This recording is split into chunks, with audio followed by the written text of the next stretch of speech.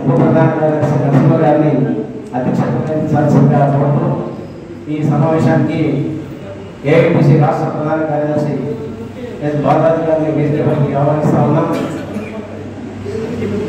ముఖ్య అతిథి మన ముఖ్య అతిథి రవికుమార్ గారిని వేదికపైకి ఆహ్వానిస్తా ఉన్నాం. అదేవిధంగా ఏఐటీసీ రాష్ట్ర కార్యదర్శి పి వెంకటేశ్వర గారిని వేదికపైకి ఆహ్వానిస్తా ఉన్నాం. అదే దేశవ్యాప్తంగా ఎన్నికలు జరుగుతూ ఉన్నాయి. దేశమంతా ఏం జరగబోతుంది రాబోయే నెలలో అనే అంశాన్ని ప్రజలు వివిధ దేశాల్లో ఉన్నటువంటి మేధావులు కూడా దీన్ని మన భారతదేశ ఎన్నికల పైన ఆలోచిస్తున్నారు. అసలు భారతదేశంలో ఏం జరగబోతుంది, ఎవరు గెలవబోతున్నారు అనే ఆసక్తి అనేది అంతా ప్రపంచం అంతా ఆసక్తిగా ఎదుర్కొంటున్నటువంటి అంశం. కానీ ఈ దేశంలో ఉన్నటువంటి బీజేపీ ప్రభుత్వం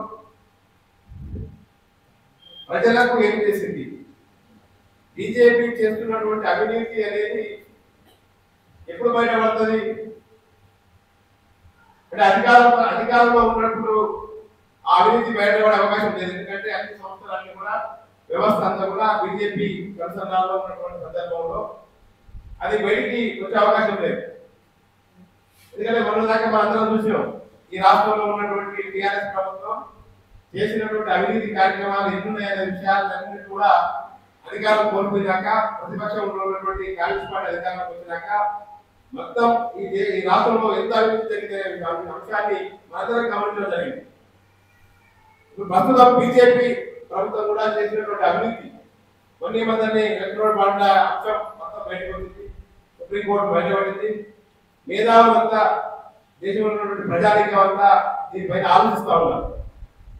మొత్తం బీజేపీ ప్రభుత్వం అంతా దాదాపు 22 మంది పెద్ద భూస్వాములకు బడా పారిశ్రామికవేత్తలకు మంత్రి దేశ సంపదనంతా కట్టబెట్టి ఈ దేశంలో ఉన్నటువంటి ప్రజానీకాన్ని అందరినీ కూడా మోసం చేసే పరిస్థితుల్లో కొనసాగుతాం. కానీ అదంతా ఎక్కడ అవుతుంది అనే అంశంతో మిగతా అన్ని అంశాలను కూడా పక్కపెట్టి ప్రజానీకం హిందూ ముస్లిం లేదంటే మెజారిటీలు మైనారిటీలు అనే పద్ధతుల్లో దేశాన్ని అంతా విభజించి ఎన్నికల పోలరైజేషన్ పనిలో తప్పితే ఇంకో పని అనేది ఈ దేశంలో బీజేపీ ప్రభుత్వానికి బీజేపీ గవర్నమెంట్ కనబడలేదు. ఈ పరిస్థితిలో దేశంలో ఉన్నటువంటి మేధావులు ప్రజలంతా కూడా ఆలోచించాల్సినటువంటి అవసరం ఎంతైనా ఉందనే ఉద్దేశంతో ఈరోజు ఈ పుస్తకాన్ని మనం ముద్రించి ఏఐటీసీ రాష్ట్ర సమితి తరఫున ముద్రించి కార్మికుల్ని ప్రజల్ని చేయాలనే ఉద్దేశంతో ఈ పుస్తకాన్ని ముద్రించడం జరిగింది. ఈ పుస్తకావిష్కరణకు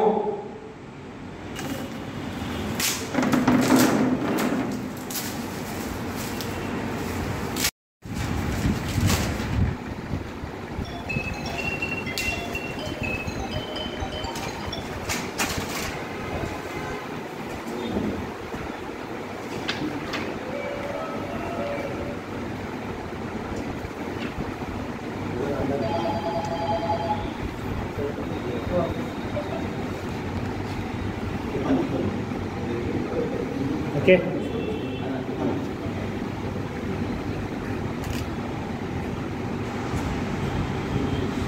సభాధ్యక్షులు, వేదిక మీద ఉన్న ఏఐటీసీ నాయకత్వం, కామ్రేడ్స్,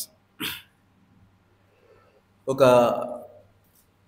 అవసరమైనటువంటి సమయంలో ఒక ముఖ్యమైనటువంటి పని ఏఐటీసీ రాష్ట్ర కమిటీ చేసినందుకు నేను అభినందిస్తున్నాను. వహీదా నిజాం ఏఐటీసీ జాతీయ కార్యదర్శి గారు రాసినటువంటి ఇంగ్లీష్ పుస్తకం నుండి పుస్తకాన్ని తెలుగులోకి అనువదించి తెలుగు పాఠకుల కోసం, తెలుగు కార్మిక వర్గం కోసం పుస్తకాన్ని అనువదించడం అనేటువంటిది చాలా అవసరమైనటువంటి పని. అందుకు ముందుగా ఏఐటీసీ రాష్ట్ర కమిటీని నేను అభినందిస్తున్నాను.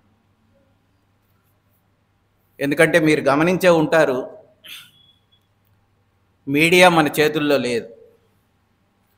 ఏ టీవీ పెట్టినా మోడీ తప్ప ఇంకెవ్వరు కనబడట్లేదు. హిందీ ఇంగ్లీష్ ఛానళ్ళు అయితే అసలు ప్రతిపక్ష పార్టీలకి ప్రతిపక్ష గొంతులకి అవకాశమే లేకుండా పోయింది.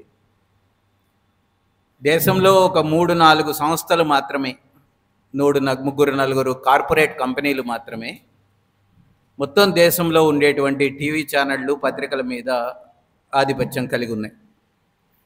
అందుకని అసలు ప్రజలు ఏమనుకుంటున్నారు, ప్రతిపక్ష పార్టీలు ఏమనుకుంటున్నాయి, ప్రతిపక్ష నాయకులు ఏం మాట్లాడుతున్నారు, ప్రజా సంఘాల నాయకులు ఏం మాట్లాడుతున్నారు, దేశంలో ఉన్నటువంటి పరిస్థితుల గురించి వాళ్ళు ఏమనుకుంటున్నారు అనేటువంటిది మన గొంతు వినిపించడానికి చాలా వేదికలు తగ్గిపోయినాయి. ముఖ్యంగా ప్రజా సంఘాల గొంతు అసలు వినిపించదు. కాస్త పేరున్న రాజకీయ నాయకుడు, ఒక పార్టీ నేత ఎవరైనా ఉంటే అప్పుడప్పుడు టీవీ ఛానల్స్లో ఒక నిమిషమో 2 నిమిషాలు 3 నిమిషాలు కనపడే అవకాశం ఉంది. అధికారంలో ఉన్న పార్టీకి కొంత ఎక్కువ అవకాశం ఉంటుంది. కానీ నిత్యం ప్రజల్లో ఉండి పనిచేసేటువంటి ఒక కార్మిక సంఘ నాయకులకి, ఒక రైతు సంఘం నాయకులకి, ఒక విద్యార్థి యువజన సంఘాల నాయకులకి, ఒక మహిళా సంఘం నాయకులకి వాళ్ళు పనిచేస్తున్న పరిమిత ప్రాంతంలో తప్ప వాళ్ళు ప్రజలకు పరిచయం కారు. వాళ్ళు మాట్లాడే మాటలు వేలాది మందికో లక్షలాది మందికో వినిపించవు. అందుకని మనం ఏం మాట్లాడుతున్నాం, ఎట్లా ఆలోచిస్తున్నాం అనేటువంటిది ఉన్నటువంటి ఏకైక మార్గం ఏమిటంటే మన సొంత మీడియా సంస్థల్ని ఏర్పాటు చేసుకోవడం, యూట్యూబ్ ఛానల్ లాంటివి, లేదా మన సభ్యులందరినీ వాట్సాప్ గ్రూపుల్లోకి తీసుకొచ్చి వాట్సాప్ గ్రూపుల్లో మనం అనుకునేటువంటి విషయాల్ని పంపించడం. లేదు ఇట్లాంటి పుస్తకాలు మనం సంవత్సరానికి 5ో 10ో వేసి మన కార్యకర్తలందరూ వాటిని చదువుకొని విషయాలను అర్థం చేసుకునే విధంగా చేయడం. కరపత్రాలు కూడా మనం వేలల్లోనే వేస్తాం, లక్షల్లో వేయలేం. ఆర్థికంగా బలహీనంగా ఉన్నప్పుడు ఒక కరపత్రం లక్షల సంఖ్యలో వెళ్లాల్సిన కరపత్రాన్ని కూడా వేలల్లోనే వేస్తాం. అందుకని మనకు పరిమిత వనరులే ఉంటాయి కనుక మనం పరిమితమైనటువంటి సాహిత్యాన్ని, పుస్తకాలని, వీడియోలని, పోస్టర్స్ని తయారు చేయగలుగుతాం. కానీ బీజేపీ ఇవాళ దేశంలో అధికారంలో ఉండేటువంటి బీజేపీ గత 100 ఏళ్లుగా ఇదే ప్రచార కార్యక్రమంలో ఉందనే విషయం మనం మర్చిపోకూడదు. భారతదేశంలో మొట్టమొదటి కార్మిక సంఘంగా ఏఐటియుసి ఏర్పడి కూడా 100 ఏళ్ళు అయింది. అప్పుడే ఈ దేశంలో మరో ప్రత్యామ్నాయ సంస్థ కార్మిక వర్గాన్ని చీల్చడానికి రాష్ట్రీయ స్వయం సేవక్ సంఘ్ అంటాం, మనం ఆర్ఎస్ఎస్ అంటాం, అది కూడా ఏర్పడింది. వచ్చే సంవత్సరానికి దానికి కూడా 100 ఏళ్ళు నిండుతాయి. మనం కార్మిక వర్గాన్ని దేశంలో ప్రధానంగా ఒక 3-4 లక్ష్యాలతో కూడగడతాం. ఒకటి, వాళ్ళ ఆర్థిక సమస్యల పరిష్కారం కావాలని కూడగడతాం. వాళ్ళకి హక్కులు దక్కాలని, కార్మిక చట్టాలు అమలు కావాలని, వాళ్ళ వేతనాలు పెరగాలని పోరాడుతుంటాం. వాళ్ళ మీద ప్రభుత్వాలు చేసేటువంటి విధానాలు భారం మోపుతుంటే, అది ధరలు కావచ్చు, పన్నులు కావచ్చు, ఇట్లాంటి ఏమైనా భారం మోపుతుంటే వాటికి వ్యతిరేకంగా పోరాడుతుంటాం. రాజకీయాలు వచ్చేసరికి ఒక్కొక్కసారి మనం రాజకీయాలని చాలా తక్కువ ప్రాధాన్యత ఇస్తాం. కార్మికులకు రాజకీయాలు చెప్పడం మన కార్మిక సంఘాల యొక్క ఒక ముఖ్య కర్తవ్యం. ఆర్థిక పోరాటాలతో మాత్రమే ఆటోమేటిక్గా కార్మికులకి, కార్మిక సంఘాలకి రాజకీయ విషయాలు అర్థమైపోతాయి అనేది అనుకోకూడదు అని కామ్రేడ్ లెనిన్ చెప్తాడు. ఒక ప్రత్యేకమైనటువంటి పద్ధతిలో రాజకీయ ప్రచారము, రాజకీయ కార్యాచరణ నిత్యం కొనసాగిస్తే మాత్రమే కార్మిక వర్గానికి రాజకీయాలు అర్థమవుతాయని చెప్తాడు. ఇవాళ మీరు వేసినటువంటి ఈ పుస్తకం ఆ రాజకీయ భావజాల ప్రచారంలో భాగమైనటువంటి పుస్తకం. ఏఐటియుసి ఈ మేరకు సరైనటువంటి పని చేసిందని నేను అనుకుంటున్నాను. ఒక ప్రజా రంగంలో పనిచేస్తున్న కార్యకర్తగా కేవలం మనం కార్మికుల యొక్క నిత్య జీవిత సమస్యల మీద మాట్లాడడమే సరిపోదు, వాళ్ళ దృష్టికి రాజకీయాలు తీసుకెళ్ళాలి. దేశంలో వస్తున్నటువంటి రాజకీయ మార్పుల గురించి అవగాహన కల్పించాలి. దేశంలో వస్తున్నటువంటి ప్రమాదాన్ని గురించి వాళ్ళని హెచ్చరించాలి. దేశ ప్రజల్ని మళ్ళీ చీకట్లోకి కాకుండా వెలుతురులోకి నడిపించాలి అనేటువంటి ఒక లక్ష్యంతో ఈ పుస్తకం రూపుదిద్దుకున్నది. ఎందుకంటే ఇదేదో ఒక ఆషామాషిగా సంవత్సరానికి 4 పుస్తకాలు వేయాలి కనుక అని వేసినటువంటిది కాదు. దీనికి ఒక రాజకీయ లక్ష్యం ఉంది. ఆ లక్ష్యము చాలా ముఖ్యమైనటువంటిది వాటి పరిస్థితుల్లో. ఎందుకు ఈ మాట అంటున్నానంటే, బీజేపీ ఆర్ఎస్ఎస్ సంస్థలు, దాని అనుబంధ భారతీయ కిసాన్ సంఘ్ కావచ్చు, భారతీయ మజ్దూర్ సంఘ్ కావచ్చు, ఇవన్నీ కూడా కేవలం ఆర్థిక పోరాటాల్లోనే మనతో కలిసి వస్తాయేమో కానీ వాళ్ళ రాజకీయ ప్రక్రియ వేరుగా నడుస్తూ ఉంటుంది. అది గ్రామాలలో శాఖలు నడిపించే దగ్గర నుంచి, ఉదయం వ్యాయామం పేరుతో బస్తీల్లో శాఖలు నడిపించే దగ్గర నుంచి, పొద్దున 10 నుంచి సాయంత్రం 5 దాకా సరస్వతి శిశు మందిర్లు నడిపించే దగ్గర నుంచి, అడవి ప్రాంతాల్లో వనవాసి కళ్యాణ పరిషత్తులు నడిపించే దగ్గర నుంచి, వాళ్ళ మేధావుల్ని కూడగట్టడానికి ప్రజ్ఞాభారతి లాంటి సంస్థల్ని నడిపించేదాకా అన్నీ నిత్యం వాళ్ళు కార్యాచరణలో ఉంటున్నారు. అందుకని వాళ్ళు మాట్లాడే మాటలు చాలా వేగంగా చాలా మందిలోకి వెళుతున్నాయి. వాళ్ళు పనిగట్టుకొని వాట్సాప్ గ్రూపుల్ని తయారు చేస్తున్నారు. వాట్సాప్ గ్రూపుల్లో వాళ్ళు నిత్యం అబద్ధాలు పెడుతున్నా సరే అది ఎక్కువ మంది బుర్రల్లోకి వెళుతున్నాయి. దేశ చరిత్ర గురించి అబద్ధాలు చెప్తారు, ముస్లింల గురించి అబద్ధాలు చెప్తారు, కమ్యూనిస్టుల గురించి అబద్ధాలు చెప్తారు, అసలు కాంగ్రెస్ గురించి అబద్ధాలు చెప్తారు. మొత్తంగా చరిత్రలో ఏం జరిగిందనేటువంటి విషయాల మీద అబద్ధాలు చెప్తూ ఉంటారు. అది నిత్యం ప్రజల్లోకి, వాళ్ళ మెదళ్లలోకి వెళుతూ ఉంటాయి. వాటిని తీసేసి కలుపు లాంటి అవన్నీ కలుపు లాంటి ఆ విషయాల్ని తీసేసి ఒక మంచి పంట పండించాలి, ఒక కమ్యూనిస్టు భావజాలాన్ని ఎక్కించాలి, ఒక ప్రగతిశీలమైనటువంటి ఆలోచనలను ఎక్కించాలి, ఒక మనిషి శాస్త్రీయంగా ఆలోచించేటట్టు చేయాలి, ఒక మనిషికి మంచి వైపు నడిపించాలి, ప్రేమ వైపు నడిపించాలి, ద్వేషం వైపు కాకుండా అని మనలాంటి వాళ్ళు చేసేటువంటి ప్రయత్నాలన్నీ అటువంటి మొత్తం తుఫాన్తో పోల్చినప్పుడు చాలా తక్కువ స్థాయిలో ఉన్నాయి. అందుకని మనము ఈ పుస్తకాన్ని తేవడం అనేటువంటిది వాళ్ళ బీజేపీ అవినీతి ఎట్లా ఊబిలో ఎట్లా కూరుకుపోయింది అనేటువంటి పేరుతో ఒక చిన్న పుస్తకాన్ని తేవడం అనేటువంటిది మన కార్యకర్తలందరికీ అవగాహన పెంచడానికి తోడ్పడుతుంది. అందుకని కూడా నేను ఈ పుస్తకావిష్కరణ కార్యక్రమానికి వచ్చి మాట్లాడడానికి సంతోషిస్తున్నాను. ఎందుకంటే బీజేపీ అనేటువంటిది చాలామంది దృష్టిలో ఏమిటంటే, సాధారణంగా ఎక్కువ సంవత్సరాలు కాంగ్రెస్ అధికారంలో ఉంది, కాంగ్రెస్ ప్రధానమంత్రులే ఎక్కువ దేశంలో ప్రధానమంత్రులుగా ఎక్కువ కాలం పరిపాలించారు, దాదాపు 50-60 ఏళ్ల పాటు వాళ్లే ఉన్నారు. కాంగ్రెస్ పార్టీ మీద అనేక సార్లు అవినీతి ఆరోపణలు వచ్చినాయి.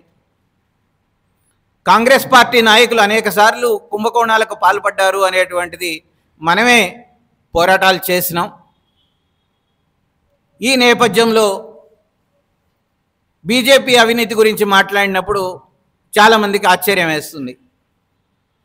ఎందుకంటే గత 10 ఏళ్లలో బీజేపీ అవినీతి మీద, మోడీ ప్రత్యేకించి చేస్తున్నటువంటి అవినీతి మీద, బీజేపీ కార్పొరేట్ సంస్థల కోసం ఎటువంటి వ్యవహారాలను నడిపిస్తుంది అనేటువంటి విషయాల్ని ప్రజల్లోకి ఎక్కువ వెళ్ళలేదు. చాలామంది ఏమనుకుంటారంటే వాళ్ళు హిందూ మతం చుట్టూతో పనిచేస్తారు, హిందువుల్ని ఐక్యం చేస్తారు, ముస్లింలకు వ్యతిరేకంగా మాట్లాడతారు అనేటువంటి వరకు చాలామందికి ఒక అభిప్రాయం ఉన్నది. కానీ వాళ్ళు అవినీతికి పాల్పడతారు అనేటువంటి విషయాల్లో మేము జిల్లాల్లో కూడా తిరుగుతున్నప్పుడు చాలామంది మోడీ అవినీతిపరుడు అనే పదం వాడంగానే కొంచెం నొచ్చుకున్న వాళ్ళు కూడా ఉన్నారు. మోడీ ఒంటరివాడు, కుటుంబం లేదు, ఆయన ఒక్కడే, ఆయనకు వారసులు కూడా లేరు, కాబట్టి ఆయన అవినీతికి పాల్పడి ఏం చేసుకుంటాడు సంపాదించినటువంటి సంపదని అనేటువంటి అభిప్రాయాలను కూడా మనతో వ్యక్తం చేసిన వాళ్ళు ఉన్నారు. బీజేపీ అదే చెప్తుంది. నా పరివార దేశమే అంటాడు కదా ఆయన, నాకు ఒక సొంత కుటుంబం లేదని చెప్తున్నాడు కదా, మరి ఆయన అవినీతికి పాల్పడి ఏం చేసుకుంటాడు ఈ సంపదంతా? ఎవరికి బినామీగా ఉన్నారు, ఎవరి కోసం అవినీతికి పాల్పడుతున్నారు అనేటువంటి ప్రశ్నలు సాధారణ జనంలో ఇప్పటికి కూడా ఉన్నాయి.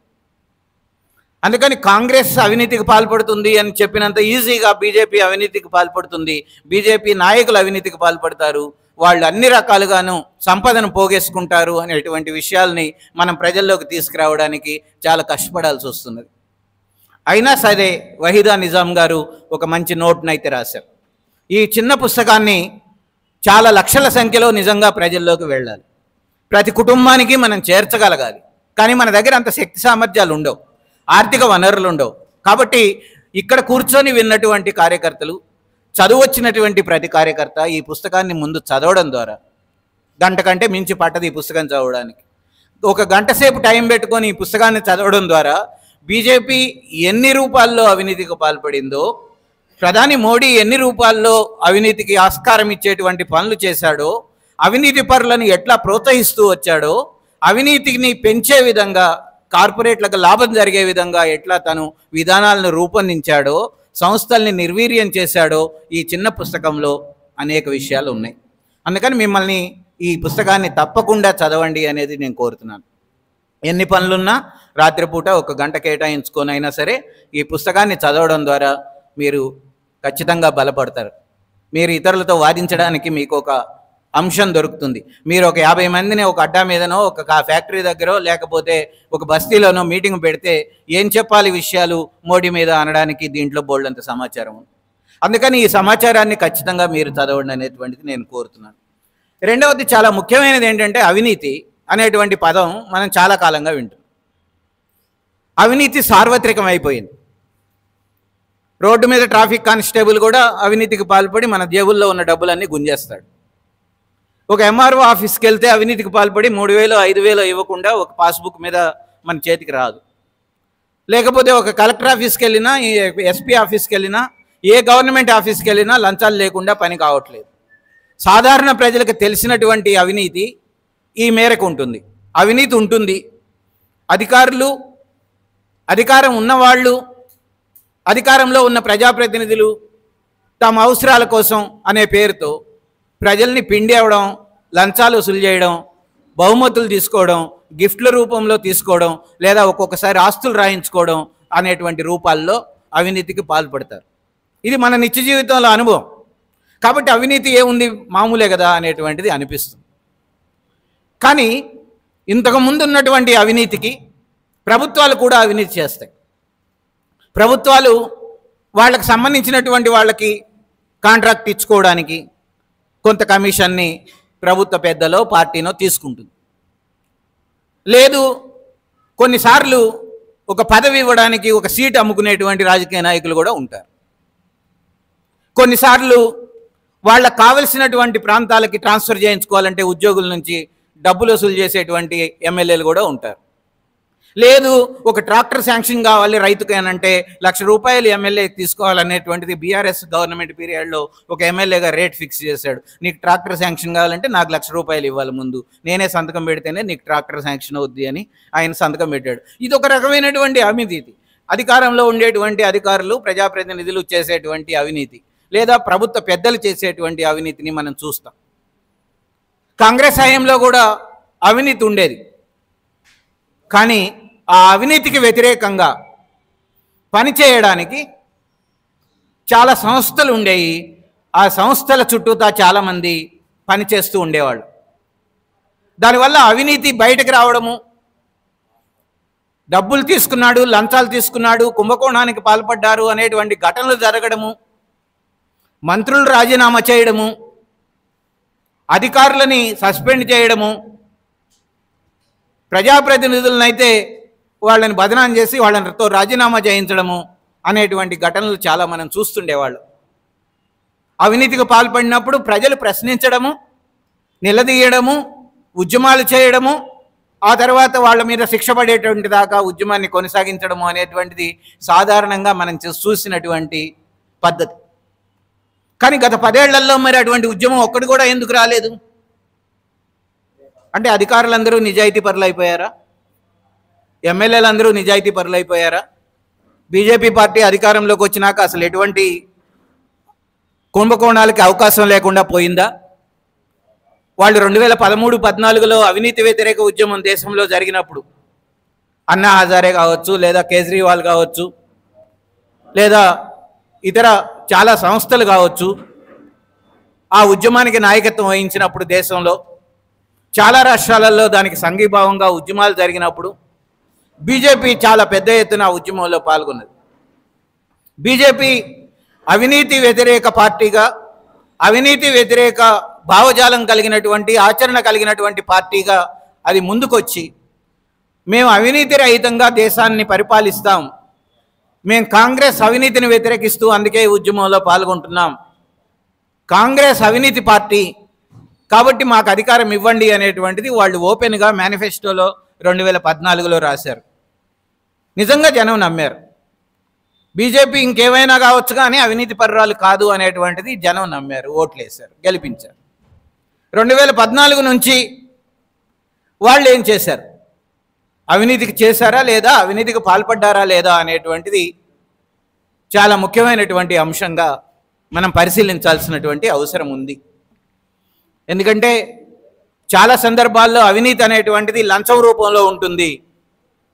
ఒక వ్యక్తిగతమైనటువంటి లంచం తీసుకోవడం రూపంలోనే, డబ్బులు సూట్ కేసు తీసుకోవడంలోనే పివి నరసింహారావు గారు హర్షత్ మెహతా అనేటువంటి వ్యక్తి నుంచి ఒక పెద్ద సూట్ కేసులో ₹1 కోటి లంచం తీసుకున్నాడు అనేది చాలా రోజులు మోగినటువంటి ఒక కథనం. లేదా బోఫర్స్లో ఆయుధాల కొనుగోలులో రాజీవ్ గాంధీ చాలా పెద్ద ఎత్తున అవినీతికి పాల్పడి ₹32 కోట్ల లంచం తీసుకున్నారు అనేటువంటిది ఒక 1 or 2 years, ఒక 5 ఏళ్ల పాటు కొనసాగినటువంటి కథనం. ఇది మామూలుగా అవినీతి గురించి వచ్చేటువంటి కథనాలు. కానీ బీజేపీ హయాంలో ఒక మహావృక్షంగా ఎదిగిందనేటువంటి విషయాన్ని మనం అర్థం చేసుకోవాలి. అవినీతి అనేటువంటిది ఒక 4-5 రూపాల్లో బీజేపీ ప్రధానంగా ముందుకు తెచ్చింది. ఒకటి, తన పార్టీని బలోపేతం చేసుకోవడానికి డబ్బులు తీసుకోవడం, కార్పొరేట్ల సహకారం తీసుకొని పార్టీని విస్తరించుకోవడం. ఉదాహరణకి 2014లో మోడీ ఒక 300 సభల్లో ప్రసంగించాడు ఒక నెల రోజుల్లో. ప్రతిరోజు విమానంలో తిరిగాడు, చార్టర్డ్ ఫ్లైట్ అంటాం దాన్ని. ఆ ఫ్లైట్ని సమకూర్చింది ఆదాని అనేటువంటి ఒక కార్పొరేట్. వాడు చిన్న పెట్టుబడిదారుడు గుజరాత్లో. వాడు ఇచ్చిన సహాయం ఏంటంటే ఆ మోడీ దేశం అంతా తిరగడానికి తన విమానాన్ని ఇచ్చాడు. ఆ విమానంలో తిరిగి మోడీ దేశమంతా బహిరంగ సభల్లో మాట్లాడి బీజేపీని బలోపేతం చేసుకున్నాడు, ఆ పార్టీని అధికారంలోకి తెచ్చుకున్నాడు. ఇది మొదటి రకం అవినీతి.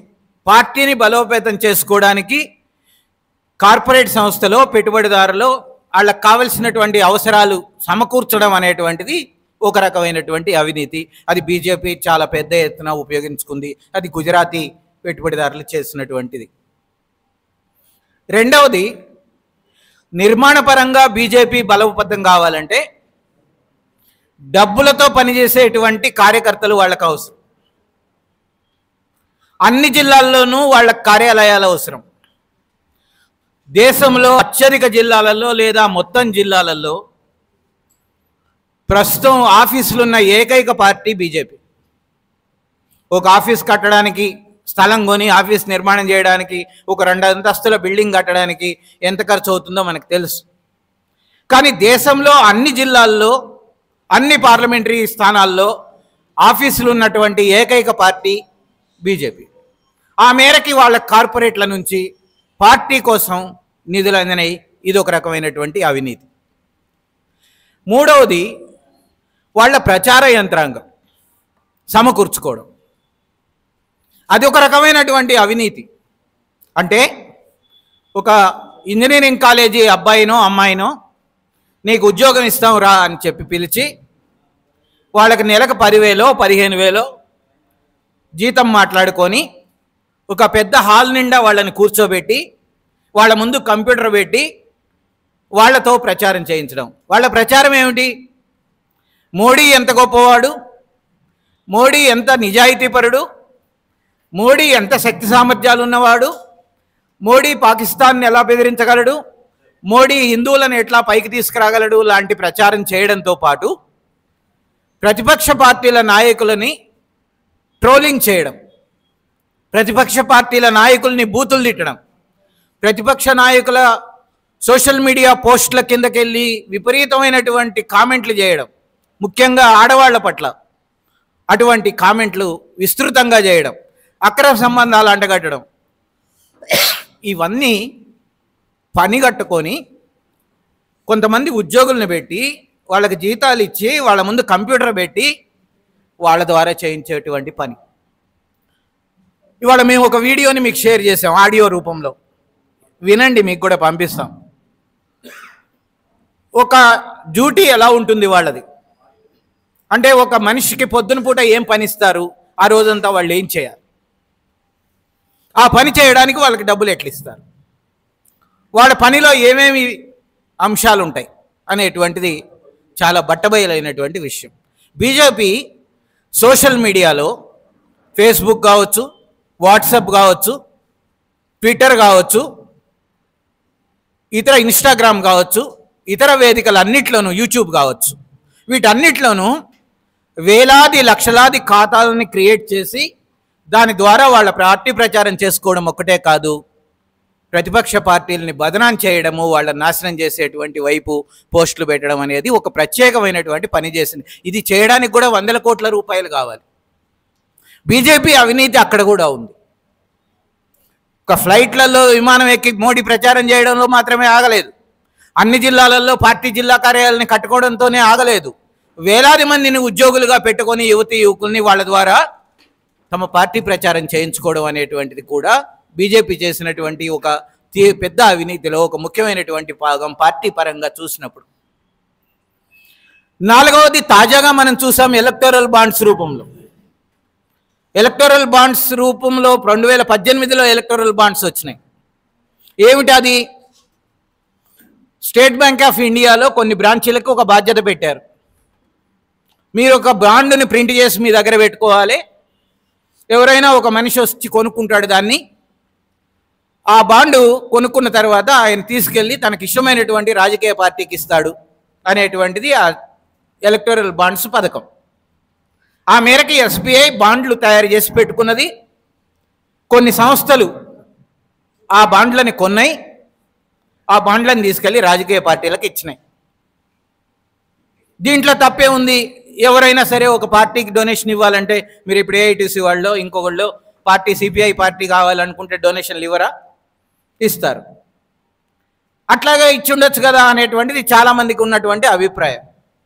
కేవలం బీజేపీకే ఇవ్వలేదు కదా, మిగతా పార్టీలకు కూడా కొంత ఎలక్టోరల్ బాండ్స్ ముట్టినాయి కదా, కాబట్టి తప్పే ఉంది అనేటువంటి అభిప్రాయం కొంత ఉంది. కానీ ఈ ఎలక్టోరల్ బాండ్స్లో ఉన్నటువంటి మతలబ్ ఏమిటంటే, ఎవరికైతే వ్యాపారాలు ఉన్నాయో, సంస్థలు ఉన్నాయో, పరిశ్రమలు ఉన్నాయో, వాళ్ళ మీదకి ముందు బీజేపీ ఒక దాడి చేయిస్తుంది. ఎవరి ద్వారా దాడి చేయిస్తుంది? దేశంలో ఒక 3 సంస్థలు కేంద్ర ప్రభుత్వం యొక్క ఆధీనంలో ఉన్నాయి. వాస్తవానికి రాజ్యాంగంలో వాటిని స్వతంత్ర సంస్థలని అంటారు, ఇండిపెండెంట్ బాడీస్. ఏమిటవి? ఒకటి CBI, central bureau of investigation. రెండోది ఐటీ డిపార్ట్మెంటు, అంటే ఆదాయ పన్ను శాఖ. మూడోది ఎన్ఫోర్స్మెంట్ డైరెక్టరేట్, ఈడీ అంటారు. ఈ 3 సంస్థలు కేంద్ర ప్రభుత్వం చేతుల్లో ఉంటాయి. కానీ వాటికి స్వతంత్రంగా పనిచేయాలనేటువంటిది కూడా బాధ్యతలు పెట్టారు. మోడీ ఇప్పుడు ఏం చేశాడంటే, తన అవినీతిని పరాకాష్ఠకు తీసుకువెళ్ళడంలో భాగంగా ఈ 3 సంస్థల్ని 3 గుర్రాల్లాగా ఉపయోగించాడు, 3 ఆయుధాల్లాగా వాడుకున్నాడు. ఏం చేస్తాడు? ఉదాహరణకి రవి ఒక ప్రతిపక్ష పార్టీలో ఉన్నాడు, ఆ నాయకుడు చాలా పేరుంది, ఆయన్ని బీజేపీలోకి పట్టుకురావాలి. ఏం చేయాలి? ఒక సిబిఐనో, ఇన్కమ్ ట్యాక్స్ డిపార్ట్మెంట్నో, ఒక ఎన్ఫోర్స్మెంట్ డైరెక్టరేట్నో వాళ్ళ ఇంటికి పంపాలి, వాళ్ళ ఆఫీసులకు పంపాలి, దాడులు చేయించాలి, పేపర్లలో రాయించాలి, ఈయన అవినీతి పరుడు అని చెప్పాలి, ఈయన బాగా అక్రమాలకు పాల్పడ్డాడని ప్రచారం చేయాలి, మీడియాలో వచ్చేటట్టు చేయాలి, ఆయన మీద ఒక కేసు పెట్టాలి. అప్పుడు ఆయన ప్రభుత్వం దగ్గరకు వస్తాడు. మోడీ ప్రభుత్వం దగ్గరకు వచ్చి ఏమంటాడు? బాబు నేనేమి చేయలేదు కానీ నా మీద కేసులు పెట్టారు, అన్యాయమైన కేసులు అని అంటే నీకు ఒకటే పరిష్కారం ఉన్నది. ఒకటి, ఆ కేసు ప్రకారం జైలుకి వెళ్ళడం. 2, నువ్వు బీజేపీ పార్టీలో చేరడం. ఈ దేశంలో 25 మంది రాజకీయ నాయకుల మీద దాడులు చేస్తే ఈడీ బీజేపీ చెప్పినటువంటి ఈ బేరంలో రెండిట్లో ఒకటి జైలుకి వెళ్ళడం, రెండోది పార్టీలో చేరడం. 23 మంది బీజేపీ పార్టీలో చేరారు. అంటే ఇది అవినీతా కాదా? అంటే ఒక సంస్థను పంపి వాడి మీద దాడి చేయించి వాడిని బెదిరించి బ్లాక్మెయిల్ చేసి వాడిని బీజేపీ పార్టీలోకి తెచ్చుకోవడం, ఆ ప్రాంతంలో ప్రతిపక్ష పార్టీకి ఖాళీ చేయించడం అనేటువంటిది అవినీతి అవుతుందా కాదా? ఇది ఒక రకమైనటువంటి బీజేపీ సృష్టించినటువంటి పెంచి పెద్ద చేసినటువంటి అవినీతి. అట్లాగే కార్పొరేట్ కంపెనీలు ఉన్నాయి. వాళ్ళు ఏదో ఒకటి ఆదాయ పన్నులో గల్మాలు చేస్తారు, వాళ్ళు ఆడిట్ రిపోర్టులలో తప్పులు చెప్తారు, వాళ్ళ మీద కూడా దాడులు చేయిస్తాడు మోడీ. ఏది అవినీతికి పాల్పడ్డారు, వాటిని బయట వేసి ప్రభుత్వానికి ఆదాయం సమకూర్చాలి, అవినీతి పరులను లేకుండా చేయాలనేటువంటి లక్ష్యంతో కాదు. ఆయనకు ఒక లక్ష్యం ఉంటుంది. ఏమిటి? ఒక కార్పొరేట్ కంపెనీ యజమాని మీద దాడి చేయిస్తే 2 రకాల ప్రపోజల్స్ ఉంటాయి ఆయనకు కూడా. ఒకటి, నీ సంస్థలో అవినీతి జరిగింది మాకు తెలుసు, ఇన్కమ్ ట్యాక్స్ నువ్వు కట్టలేదు, ఎగ్గొట్టావు మాకు తెలుసు, నువ్వు ప్రాజెక్టులు చేసుకున్నావు సరిగ్గా నాణ్యతతో చేయలేదు మాకు తెలుసు, కాబట్టి నువ్వు బీజేపీ పార్టీకి డొనేషన్ ఇవ్వాలి. డొనేషన్ ఇచ్చేస్తే బారకున్ మాఫ్. డొనేషన్ ఎట్లా ఇవ్వగలుగుతావు? నువ్వు ఒక సూట్ కేసులో డబ్బులు పెట్టుకొని వచ్చి నువ్వు బీజేపీ ఆఫీస్కి తీసుకొస్తే అది బీజేపీ అవినీతికి పాల్పడినట్టు అవుతుంది. కాబట్టి నువ్వు మా ఆఫీస్కి రావద్దు, నువ్వు బ్యాంక్కి వెళ్ళాలి. బ్యాంక్కి వెళ్ళి అక్కడ ఒక ఎలక్ట్రాల్ బాండ్ అని ఉంటుంది ఎస్బీఐలో, అది కొనుక్కోవాలి. 50 కోట్ల, 100 కోట్ల, 200 కోట్ల, 500 కోట్ల, 30 కోట్ల, 2 కోట్ల, ఎంతకో కొంతకి మేము చెప్పినంత అమౌంట్తో నువ్వు కొనాలి. ఆ బాండ్ తీసుకొచ్చి మా పార్టీ ఆఫీసులో ఇవ్వాలి. ఇది వాళ్ళ కార్పొరేట్లకు చెప్పినటువంటి మాట. కార్పొరేట్లు చాలామంది ఈ పని చేశారు. ఎస్బీఐకి వెళ్ళారు, ఎలక్టోరల్ బాండ్లు కొన్నారు, బీజేపీ ఆఫీస్కి ఇచ్చారు. కొన్నిసార్లు అధికారంలో ఉన్న ఇతర పార్టీలకు కూడా ఇచ్చారు. ఉదాహరణకి బెంగాల్లో మమతా బెనర్జీకి కూడా ఇచ్చారు, తెలంగాణలో బీఆర్ఎస్ కేసీఆర్కి కూడా ఇచ్చారు. కానీ అత్యధికంగా 60% బాండ్లు సుమారుగా బీజేపీ పార్టీకి వెళ్ళినాయి. వాళ్ళని బెదిరించింది ఏమిటి? నీకు అవినీతి ఉంది కనుక, నువ్వు తప్పులు చేసావు కనుక నీకు 2 ఆప్షన్స్ ఉన్నాయి. జైలుకి వెళ్తావా, నీ కంపెనీని మూసేసుకుంటావా, మా పార్టీకి డొనేషన్ ఇస్తావా? అందరూ ఎంచుకున్నటువంటి మార్గం కార్పొరేట్ కంపెనీలు బీజేపీకి డొనేషన్ ఇవ్వడం. అట్లా బీజేపీకి మొత్తం 12,000 కోట్ల ఎలక్టోరల్ బాండ్స్ వసూలైతే 8,000 కోట్ల చిల్లర, 8,000 కోట్ల చిల్లర, 800 కాదు, 8 కాదు, 8,000 కోట్ల చిల్లర బీజేపీ పార్టీకి డొనేషన్ల రూపంలో వచ్చినాయి. వాళ్ళు ఇప్పటిదాకా వాటిని ఇంకా తీసి ఖర్చు పెట్టలే, వాళ్ళ అకౌంట్లలో ఉన్నాయి. అంటే ఎంత ఆర్థిక బలం ఉన్నటువంటి పార్టీగా అది మారిపోయింది. ఒక హోర్డింగ్ పెడతా కనీసం 5,000 10,000 కావాలి రోడ్డు మీద. ఒక మెట్రో పిల్లర్ మీద హోర్డింగ్ పెడితే కనీసం 5,000 అన్న కావాలి తయారు చేయించడానికి. దాన్ని అక్కడ పెట్టడానికి అయ్యేటువంటి కిరాయి వేరు. కానీ ఒక టీవీలో యాడ్ ఇవ్వాలంటే, ఒక్కరోజు యాడ్ రావాలంటే ఒక 10 లక్షల రూపాయలు ఖర్చు పెట్టాలి. కానీ నిరంతరం 3 నిమిషాలకు ఒకసారి యాడ్ వస్తుంది టీవీల్లో. అన్ని వందలాది హోర్డింగ్స్ ఉంటాయి నగరాల్లో, పట్టణాల్లో, గ్రామాల్లో. అన్ని చోట్ల మోడీ బొమ్మలు ఉంటాయి. అన్ని చోట్ల కూడా చాలా పెద్ద పెద్ద ఎత్తున వాళ్ళు ప్రచార కార్యక్రమాలు చేస్తుంటారు. వందలాది వెహికల్స్ పెడుతుంటారు. దాంట్లో జీతానికి మనుషులను పెడుతుంటారు. వాళ్ళ ఆఫీసుల్లో యువకులను పెట్టి సోషల్ మీడియా ప్రచారం చేయిస్తుంటారు. వీటన్నిటికీ బీజేపీ దగ్గర ఉన్నటువంటి ఆర్థిక బలం, ఆ ఆర్థిక బలం చేకూర్చుకున్నటువంటిది కార్పొరేట్లను బెదిరించి లంచాలు ఎలక్టోరల్ బాండ్స్ రూపంలో తీసుకొని చేసినటువంటి దందా. ఇది ఒక రకమైనటువంటి అవినీతి. బీజేపీ దీంట్లో ప్రావీణ్యం సంపాదించింది. వాస్తవానికి అవినీతి రహిత పార్టీ అని చెప్పుకున్నారు, కానీ ఈ దేశంలో ఒక పార్లమెంట్ అభ్యర్థి గెలవడానికి ఎన్ని ఖర్చు పెట్టాలో తెలుసా మీకు? 75 లక్షల రూపాయలు మాత్రమే ఖర్చు పెట్టాలి. మ్యాక్సిమం 1 కోటి రూపాయలు. 540 స్థానాలు ఉన్నాయి దేశంలో. ఎన్ని పైసలు కావాలి ఒక పార్టీకి? 540 కోట్లు ఉంటే ఆ పార్టీ ఎన్నికల పరిచయం అయిపోతుంది. కానీ బీజేపీ దగ్గర ఎన్ని ఉన్నాయి? 10-12 వేల కోట్ల రూపాయలు డబ్బులు ఉన్నాయి. అంటే రాబోయే ఇంకొక 5-6 సార్లు ఎన్నికలకు కూడా అవసరమైనటువంటి డబ్బులు బీజేపీ దగ్గర ఉన్నాయి.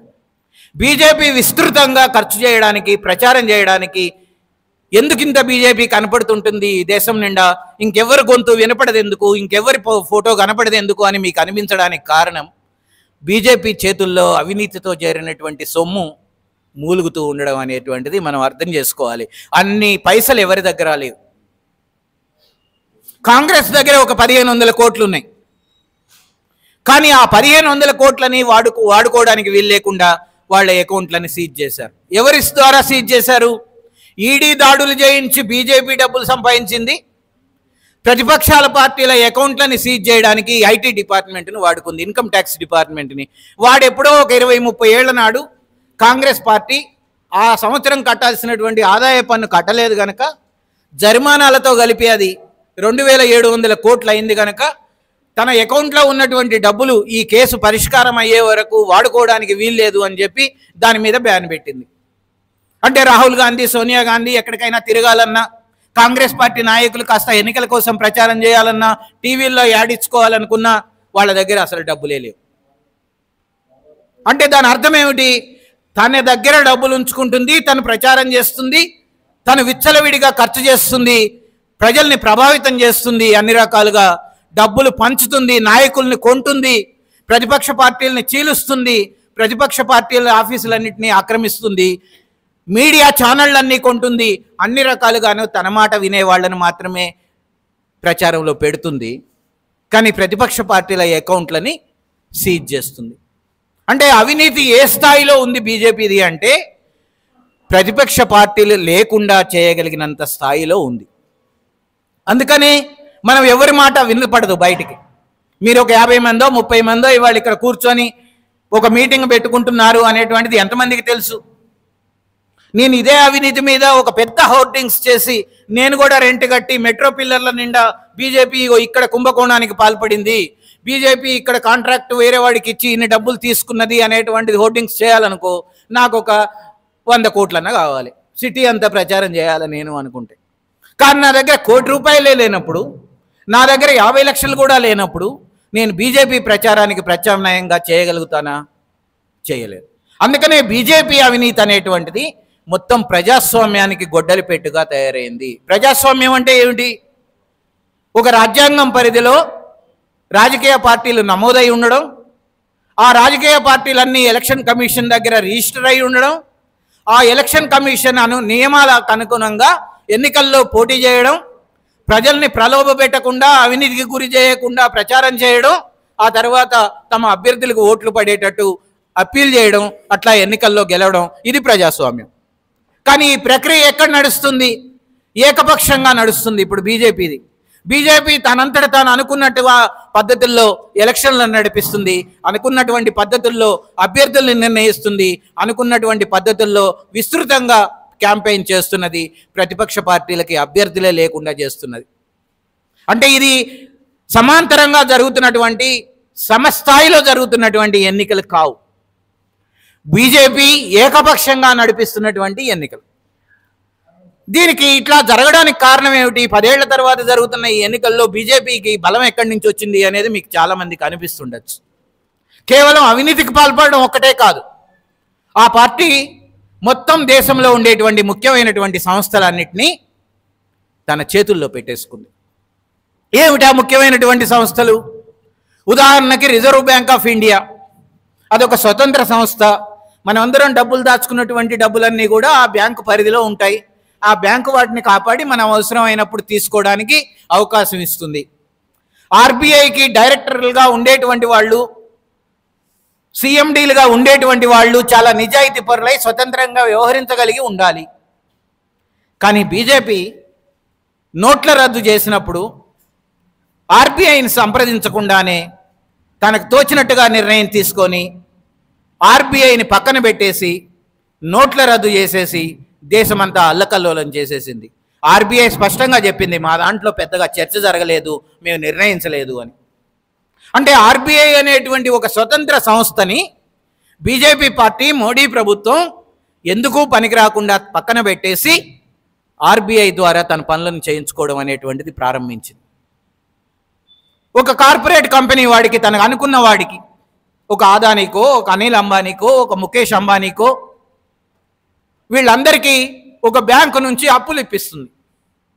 ఉదాహరణకి ఈ పుస్తకంలో ప్రస్తావించిన ఒక ఘటన, ఆస్ట్రేలియాలో బొగ్గు కొనుక్కోవడానికి బీజేపీ చెప్పి ఆదానికి అప్పు ఇప్పించింది 8,000 కోట్ల రూపాయలు.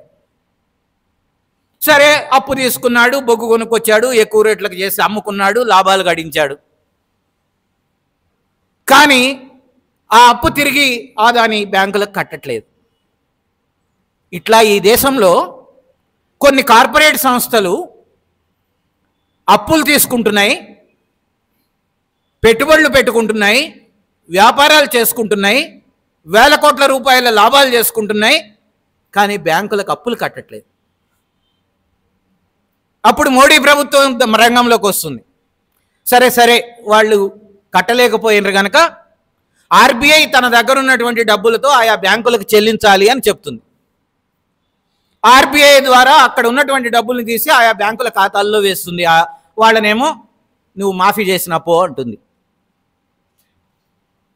అట్లా ఇప్పటికీ 16 లక్షల కోట్ల రూపాయలు కార్పొరేట్ కంపెనీలు తీసుకొని ఎగ్గొట్టినటువంటి అప్పుల్ని బీజేపీ కట్టింది. అంటే కార్పొరేట్లకు సేవ ఎందుకు చేస్తుంది? ఈ కార్పొరేట్లందరూ బీజేపీ పార్టీకి వెనకాల ఉంటారు. ఆ పార్టీ బలపడడానికి, ఆ పార్టీ విస్తరించడానికి, ఆ పార్టీ ఎన్నికల్లో గెలవడానికి, ఆ పార్టీ అధికారంలో ఉండడానికి కావాల్సిన అన్ని రకాల సహాయాలు చేస్తుంటారు. వాళ్ళకేం చేస్తుంది బీజేపీ? వాళ్ళ అప్పుల్ని రద్దు చేస్తుంది, మాఫీ చేస్తుంది, ఆ బ్యాంకుల్ని ముంచేస్తుంది. ఇదొక రకమైనటువంటి అవినీతి. నేరుగా డబ్బులు తీసుకోవడం ఒకటే కాదు, బ్యాంకుల ద్వారా డబ్బులు ఇచ్చి కార్పొరేట్ల నుంచి వెనక్కి తీసుకొని ఆ బ్యాంకులను ముంచేసి మన డబ్బులన్నీ తీసుకెళ్ళి రుణమాఫీ చేయడం అనేటువంటిది చేస్తుంది. ఇప్పుడు రైతుల అందరి అప్పులు రద్దు చేయాలని రైతు ఉద్యమాలు జరుగుతున్నాయి. దాని మొత్తం విలువ 5 లక్షల కోట్లు నిజంగా అప్పు మాఫీ చేస్తే. కానీ మోడీ ఏం చెప్పిండు? ఆర్బీఐ దగ్గర డబ్బులు లేవు, కేంద్ర ప్రభుత్వం దగ్గర డబ్బులు లేవు, కాబట్టి మేము మాఫీ చేయలేమని చెప్పిండు. కానీ ఇదే సమయంలో ఏం చేసిండు? 16 లక్షల కోట్ల రూపాయలని కార్పొరేట్ కంపెనీలకి మాఫీ చేసి పడేసి. అంటే అవినీతి ఏ రూపంలో ఉంటుంది అనడానికి ఇది ఒక ఉదాహరణ. రెండవది, పిఎం కేర్స్ అని ఒక సంస్థను పెట్టిండు ఆయన. చాలా విచిత్రమైనటువంటి సంస్థ అది. ఒక ట్రస్ట్గా రిజిస్టర్ చేశారు కరోనా టైంలో. అప్పటికే దేశంలో ఒక 2 సంస్థలు ఉన్నాయి. నేషనల్ డిజాస్టర్ రిలీఫ్ ఫండ్ అనేటువంటిది ఒకటి ఉంది, ఎన్డీఆర్ఎఫ్ అంటారు దాన్ని. అట్లాగే నేషనల్ రిలీఫ్ ఫండ్ అనేటువంటిది, ఎన్ఆర్ఎఫ్ అనేటువంటిది ఒకటి ఉంటుంది. ప్రజలకు అనుకోని ఆపదలు వస్తే కేంద్ర ప్రభుత్వం వాటి నుంచి డబ్బులు సహాయం చేయడానికి ఆ సంస్థలు ఆల్రెడీ ఉన్నాయి, చట్టబద్ధంగా ఉన్నాయి. వాటిది సంవత్సరం లెక్కలు చెప్తూ ఉంటారు, ఆడిట్ చేస్తూ ఉంటారు. ఆ 2 సంస్థల్ని పక్కన పెట్టేసి పిఎం కేర్స్ అనేటువంటిది ఒక సంస్థను పెట్టిండు. దానికి ఎవరైనా డొనేషన్లు ఇవ్వచ్చు అని చెప్పిండు. వ్యక్తులు ఇవ్వచ్చు, సంస్థలు ఇవ్వచ్చు, కంపెనీలు ఇవ్వచ్చు, విదేశాల వాళ్ళు కూడా ఇవ్వచ్చు. అట్లా సుమారుగా 12,000 కోట్ల రూపాయలు ఆ పిఎం కేర్స్ దాంట్లోకి వచ్చినాయి. మోడీకి మాత్రమే తెలిసినటువంటి డబ్బులు అవి. దానికి రూల్స్ కొన్నింటిని మినహాయించిండు. ఈ సంస్థకి ఎవరైనా డబ్బులు ఇస్తే వాళ్ళకి ఆదాయ పన్ను మినహాయింపు ఉంటుంది, ట్యాక్స్ కట్టే పని లేదు. విదేశీ వాళ్ళు కూడా ఈ సంస్థకు డబ్బులు ఇవ్వచ్చు. 2. మూడవది, ఈ సంస్థ ఆర్టీఐ పరిధిలోకి రాదు. ఎవరు డబ్బులు వేశారు, దేనికి ఖర్చు పెట్టారని చెప్పాల్సినటువంటి అవసరం లేదు. 4వది, ఈ సంస్థలో ఎన్ని డబ్బులు ఉన్నాయి అనేటువంటిది విచక్షణాధికారం ఏం చేస్తున్నారు అనేటువంటిది కేవలం పిఎంకి మాత్రమే ఉంటుంది, కేంద్ర కేబినెట్కి కూడా తెలియదు. ఇంత అడ్డగోలు రూల్స్ చేసి పిఎం కేర్స్ని చేసిన తర్వాత ఒక్కసారి మాత్రమే 3,000 4,000 కోట్లు మేము హాస్పిటళ్ళకి వాటికి వీటికి ఖర్చు పెట్టాం కొంత అని చెప్పారు తప్ప మిగతా డబ్బులు ఏమైపోయినాయి, నిజంగా అక్కడ ఉన్నాయా, బీజేపీ ఖాతాలోకి వెళ్ళినయ్యా, పిఎం తిరగడానికి అయ్యే వాడుకుంటున్నాడా, విదేశాలకు పోవడానికి, సోకులు చేయడానికి, అందమైన బట్టలు కట్టుకొని తిరగడానికి ఆ డబ్బులే వాడుతున్నారా తెలియదు మనకి. ఎందుకంటే ఆర్టీఐ వేస్తే సమాచారం రాదు, ఆర్టీఐ పరిధిలోకి ఆ ట్రస్ట్ రాదు. కేంద్ర ప్రభుత్వం ఆడిట్ చేయించడానికి క్యాగ్ అనేది ఒకటి ఉంటుంది, కంట్రోలర్ అండ్ ఆడిటర్ జనరల్ అని ఒక పెద్ద సంస్థ. దేశంలో అన్ని సంస్థల్ని, ప్రభుత్వాన్ని అది ఆడిట్ చేస్తుంది. కానీ దీన్ని క్యాగ్ పరిధి నుంచి కూడా మినహాయించారు. ఒక స్వతంత్ర సంస్థ, మామూలుగా మోడీకి దగ్గరగా ఉండే ఒక సంస్థ, స్వతంత్ర సంస్థతో ఆడిట్ చేయిస్తున్నారు. ఆ ఆడిట్ కూడా రిపోర్ట్ బయటలేదు. అంటే అవినీతి ఏ రూపంలో ఉంటుంది అనడానికి ఇవన్నీ ఒక ఉదాహరణ. అప్పుడే అట్లాగే ఒక ఎలక్షన్ కమిషన్ ఉంటుంది. ఎలక్షన్ కమిషన్లో ఎవరు ఉండాలి? ఎలక్షన్ కమిషన్ కోసం కొన్ని రాజ్యాంగంలో బాధ్యతలు రాశారు. ఆ బాధ్యతలు ఏమిటి? ఇది స్వతంత్రంగా ఉండాలి, ఎలక్షన్ కమిషన్ని స్వతంత్ర సంస్థగా బతకనీయాలి అని అంటే కేంద్ర ప్రభుత్వం మాత్రమే ఎంపిక చేయకూడదు, సుప్రీంకోర్టు న్యాయమూర్తి దాంట్లో ఉండాలి, ప్రతిపక్ష పార్టీ నాయకుడు కూడా ఆ కమిటీలో ఉండాలి, వీళ్ళు ముగ్గురు కలిసి ప్రధానమంత్రి ఉండాలి, వీళ్ళు ముగ్గురు కలిసి ఎలక్షన్ కమిషనర్లను నియమించాలి. అప్పుడు కనీసం ప్రతిపక్ష పార్టీ నాయకుడు, సుప్రీంకోర్టు న్యాయమూర్తి ఉంటాడు కనుక అధికార పార్టీ వాళ్లే ఉండకుండా ఉంటారు ఎలక్షన్ కమిషనర్లో అనేటువంటిది ఉద్దేశం. కానీ మోడీ ప్రభుత్వం దాన్ని కూడా ఏం చేసిందంటే సుప్రీంకోర్టు న్యాయమూర్తిని తీసిపడేసింది, సవరణ చేశారు. కేంద్ర క్యాబినెట్లో ఉండేటువంటి ఇంకో మంత్రే ఈ కమిటీలో ఉంటాడు, మోడీ ఉంటాడు. కేంద్ర క్యాబినెట్లో ఉండేటువంటి ఇంకో న్యాయశాఖ మంత్రి ఎవరో ఒకళ్ళు దాంట్లో ఉంటారు. ప్రతిపక్ష పార్టీ నాయకుడు ఉంటాడు, ఆయన ఒకడే అవుతాడు, వాళ్ళు ఇద్దరు అవుతారు. ఆ ముగ్గురు కమిటీలో నిర్ణయించారు, పలానా ఆయన్ని, మా డేవిడ్ని ఎలక్షన్ కమిషనర్లుగా మేము పెట్టుకుందాం అనుకుంటున్నాం అని మోడీ అనిపిస్తుంది. ఎందుకంటే మా పార్టీకి అనుకూలంగా ఉంటాడు, మా పార్టీకి సేవ చేసి పెడతాడు, నేను ఎప్పుడు పెట్టమంటే అప్పుడు ఎన్నికలు పెడతాడు, నేను ఎట్లా పెట్టమంటే అప్పుడు ఎట్లా ఎన్నికలు పెడతాడు, ఒక నెలలో పూర్తి చేయడం కాకుండా 3 నెలలు ఎన్నికలు పెట్టమంటే 3 నెలలు ఎన్నికలు పెడతాడు, 2 ఫేజుల్లో పూర్తి చేయకుండా 7 ఫేజుల్లో నడపమంటే 7 ఫేజుల్లో నడుపుతాడు. ఎలక్షన్ డేట్ల దాకా ఓటింగ్ లిస్టులో ఎవరెవరిని తీసేయాలనుకుంటే వాళ్ళందరినీ తీసేయడానికి అవకాశం ఇస్తాడు. ప్రతిపక్ష పార్టీల నాయకుల్ని కొన్నా కూడా ఎలక్షన్ టైంలో అరెస్టులు చేసి ముఖ్యమంత్రులను జైల్లో పడేసినా కూడా ఏమీ అనడు. అధికారులను నాకు కావాల్సిన వాళ్ళనే కలెక్టర్లుగా, ఎస్పీలుగా పెడతాడు అనుకున్న వాళ్ళని వాళ్ళు ఎలక్షన్ కమిషనర్లుగా పెట్టుకున్నారు. ఇమీడియట్గా వాళ్ళు ఎన్నికలకు ముందు ఒక వారం రోజుల ముందు ఒక ఆయన్ని రాజీనామా చేయించారు. ఇద్దరిని, అప్పటికే ఒక పోస్ట్ ఖాళీగా ఉండే ఇద్దరిని మోడీ మనుషుల్ని పెట్టుకున్నారు. అందుకనే ఇప్పుడు ఎన్నికలన్నీ ఎట్లా జరుగుతున్నాయి. ఇప్పటికీ కేజ్రీవాల్ జైల్లోనే ఉన్నాడు, హేమంత్ సోరెన్ జార్ఖండ్ ముఖ్యమంత్రి జైల్లోనే ఉన్నాడు. ఒకడు ఇక్కడ రేవణ్ణ కొడుకు ఉజ్వల్ అనేటువంటి వాడు ఒక 1000 మందో 2000 మంది మహిళల్ని రేప్ చేసి వీడియోలు తీసి ఆ వీడియోలన్నీ తన యూట్యూబ్లో పెట్టుకుంటే వాడు చక్కగా దేశం నుంచి పారిపోయేటట్టుగా ఎలక్షన్ కమిషన్ మౌనంగా ఉంది, వాడిని అరెస్ట్ చేయకుండా, పాస్పోర్ట్ గుంజుకోకుండా చూస్తూ ఉన్నారు. దేశం నుంచి ఎవడన్నా వెళ్ళాలనుకుంటే కేంద్ర ప్రభుత్వానికి తెలియకుండా బయటకు ఎట్లా వెళ్తాడు, పాస్పోర్ట్ లేకుండా ఎట్లా వెళ్తాడు. కాబట్టి ఎలక్షన్ కమిషన్ అన్ని రకాలుగా ఇప్పుడు మోడీకి సహకరిస్తుంది. అందుకని ఎలక్షన్ కమిషన్ కూడా ఇప్పుడు మోడీ చేతుల్లో ఉంది. ఒక స్వతంత్రంగా ఉండాల్సిన ఆర్బీఐ, ఒక స్వతంత్రంగా ఉండవలసినటువంటి క్యాగ్, ఒక స్వతంత్రంగా ఉండాల్సినటువంటి ఎలక్షన్ కమిషన్, ఇవన్నీ కూడా ఇప్పుడు మోడీ చేతుల్లో ఉన్నాయి. ఇవన్నీ కూడా అవినీతిలో భాగమే. కేవలం డబ్బులు తీసుకోవడము, ఒక 100 కోట్లు 500 కోట్లు తీసుకోవడము, లంచం తీసుకోవడము, ఇట్లాంటివి మనం గత ప్రభుత్వాల్లో చూసాం. కానీ సంస్థల్ని కంప్లీట్గా డిస్మాంటిల్ చేయడము, విధ్వంసం చేయడం అనేటువంటిది మోడీ పీరియడ్లో జరుగుతున్నటువంటి ఒక ప్రక్రియ. యూనివర్సిటీల్లో ప్రొఫెసర్లు ఎవరు ఉండాలి? జేఎన్యూలో కానీ, ఢిల్లీ యూనివర్సిటీలో కానీ, సెంట్రల్ యూనివర్సిటీలో కానీ ప్రొఫెసర్లు ఎవరు ఉండాలి? ఇది నిర్ణయించేటువంటిది మోడీ ప్రభుత్వం. అన్ని చోట్ల ఉండేటువంటి ఏబీపీ విద్యార్థుల్ని, పిహెచ్డీలు చేసిన వాళ్ళని, ఎంఫిల్ చేసిన వాళ్ళని, లేకపోతే మామూలుగా పీజీలు చదువుతున్న వాళ్ళని అసిస్టెంట్ ప్రొఫెసర్లుగా తీసుకెళ్ళి అన్ని హైదరాబాద్ సెంట్రల్ యూనివర్సిటీ నుంచి అన్ని చోట్ల వాళ్ళు ఉద్యోగాలు ఇచ్చుకున్నారు. ఇది ఒక రకమైనటువంటి అవినీతి. అంటే ఇతర విద్యార్థి సంఘాల్లో చదువుకున్న వాళ్ళని, ఇతర సాధారణ విద్యార్థుల్ని, వాళ్ళకి ఎవ్వరికి ఏ పోస్టులు నింపకుండా కేవలం బీజేపీ అనుబంధ విద్యార్థి సంఘంలో పనిచేసిన వాళ్ళని తీసుకెళ్లి ప్రొఫెసర్లుగా ఉద్యోగాలు ఇచ్చుకోవడం అనేటువంటిది, యూనివర్సిటీల యొక్క స్వతంత్రతని పాడు చేయడం అనేటువంటిది, వైస్ ఛాన్సలర్లు ఎవరు ఉండాలి, రిజిస్ట్రార్లు ఎవరు ఉండాలి, ఇట్లాంటి అన్నీ కూడా చేయడం అనేటువంటిది అవినీతిలో భాగంగానే జరుగుతుంది. యూనివర్సిటీల యొక్క స్వయం ప్రతిపత్తిని, స్వతంత్రతని పూర్తిగా కాలరాయడం అనేటువంటిది మోడీ ప్రభుత్వ కాలంలో పూర్తిగా జరిగింది. మరో సంస్థ కార్మిక శాఖ. ఇవాళ కార్మిక చట్టాలు ఉన్నాయి మనకు. ఒక 44 చట్టాలు దేశంలో ఒక 70 ఏళ్ల 80 ఏళ్ల కాలంలో వచ్చినాయి. కార్మికులు సాధించుకున్నటువంటి పోరాడినటువంటి ఫలితంగా వచ్చినటువంటి చట్టాలు. కార్పొరేట్లకు ఇవన్నీ అడ్డం.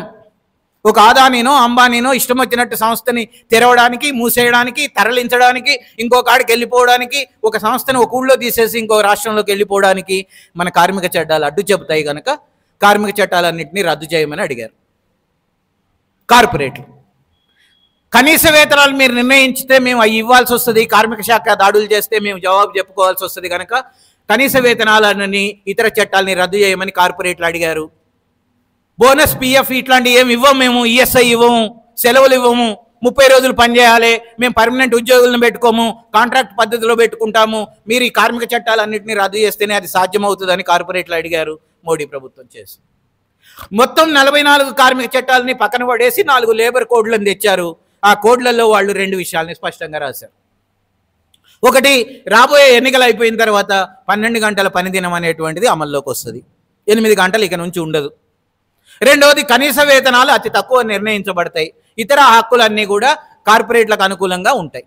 యూనియన్ పెట్టుకోవాలంటే ఇంతకుముందు 7 ఉంటే యూనియన్ పెట్టాం మేము, యూనియన్లు నడిపాం మనం. కానీ ఇప్పుడు 300 మంది ఉంటే మాత్రమే యూనియన్ మీరు పెట్టుకోగలుగుతారు. అంటే రాబోయే కాలంలో ఏ ఒక్క కార్మికుడు ఏ రంగంలోనూ కార్మికుల సంఘాన్ని పెట్టుకోవడానికి లేదు.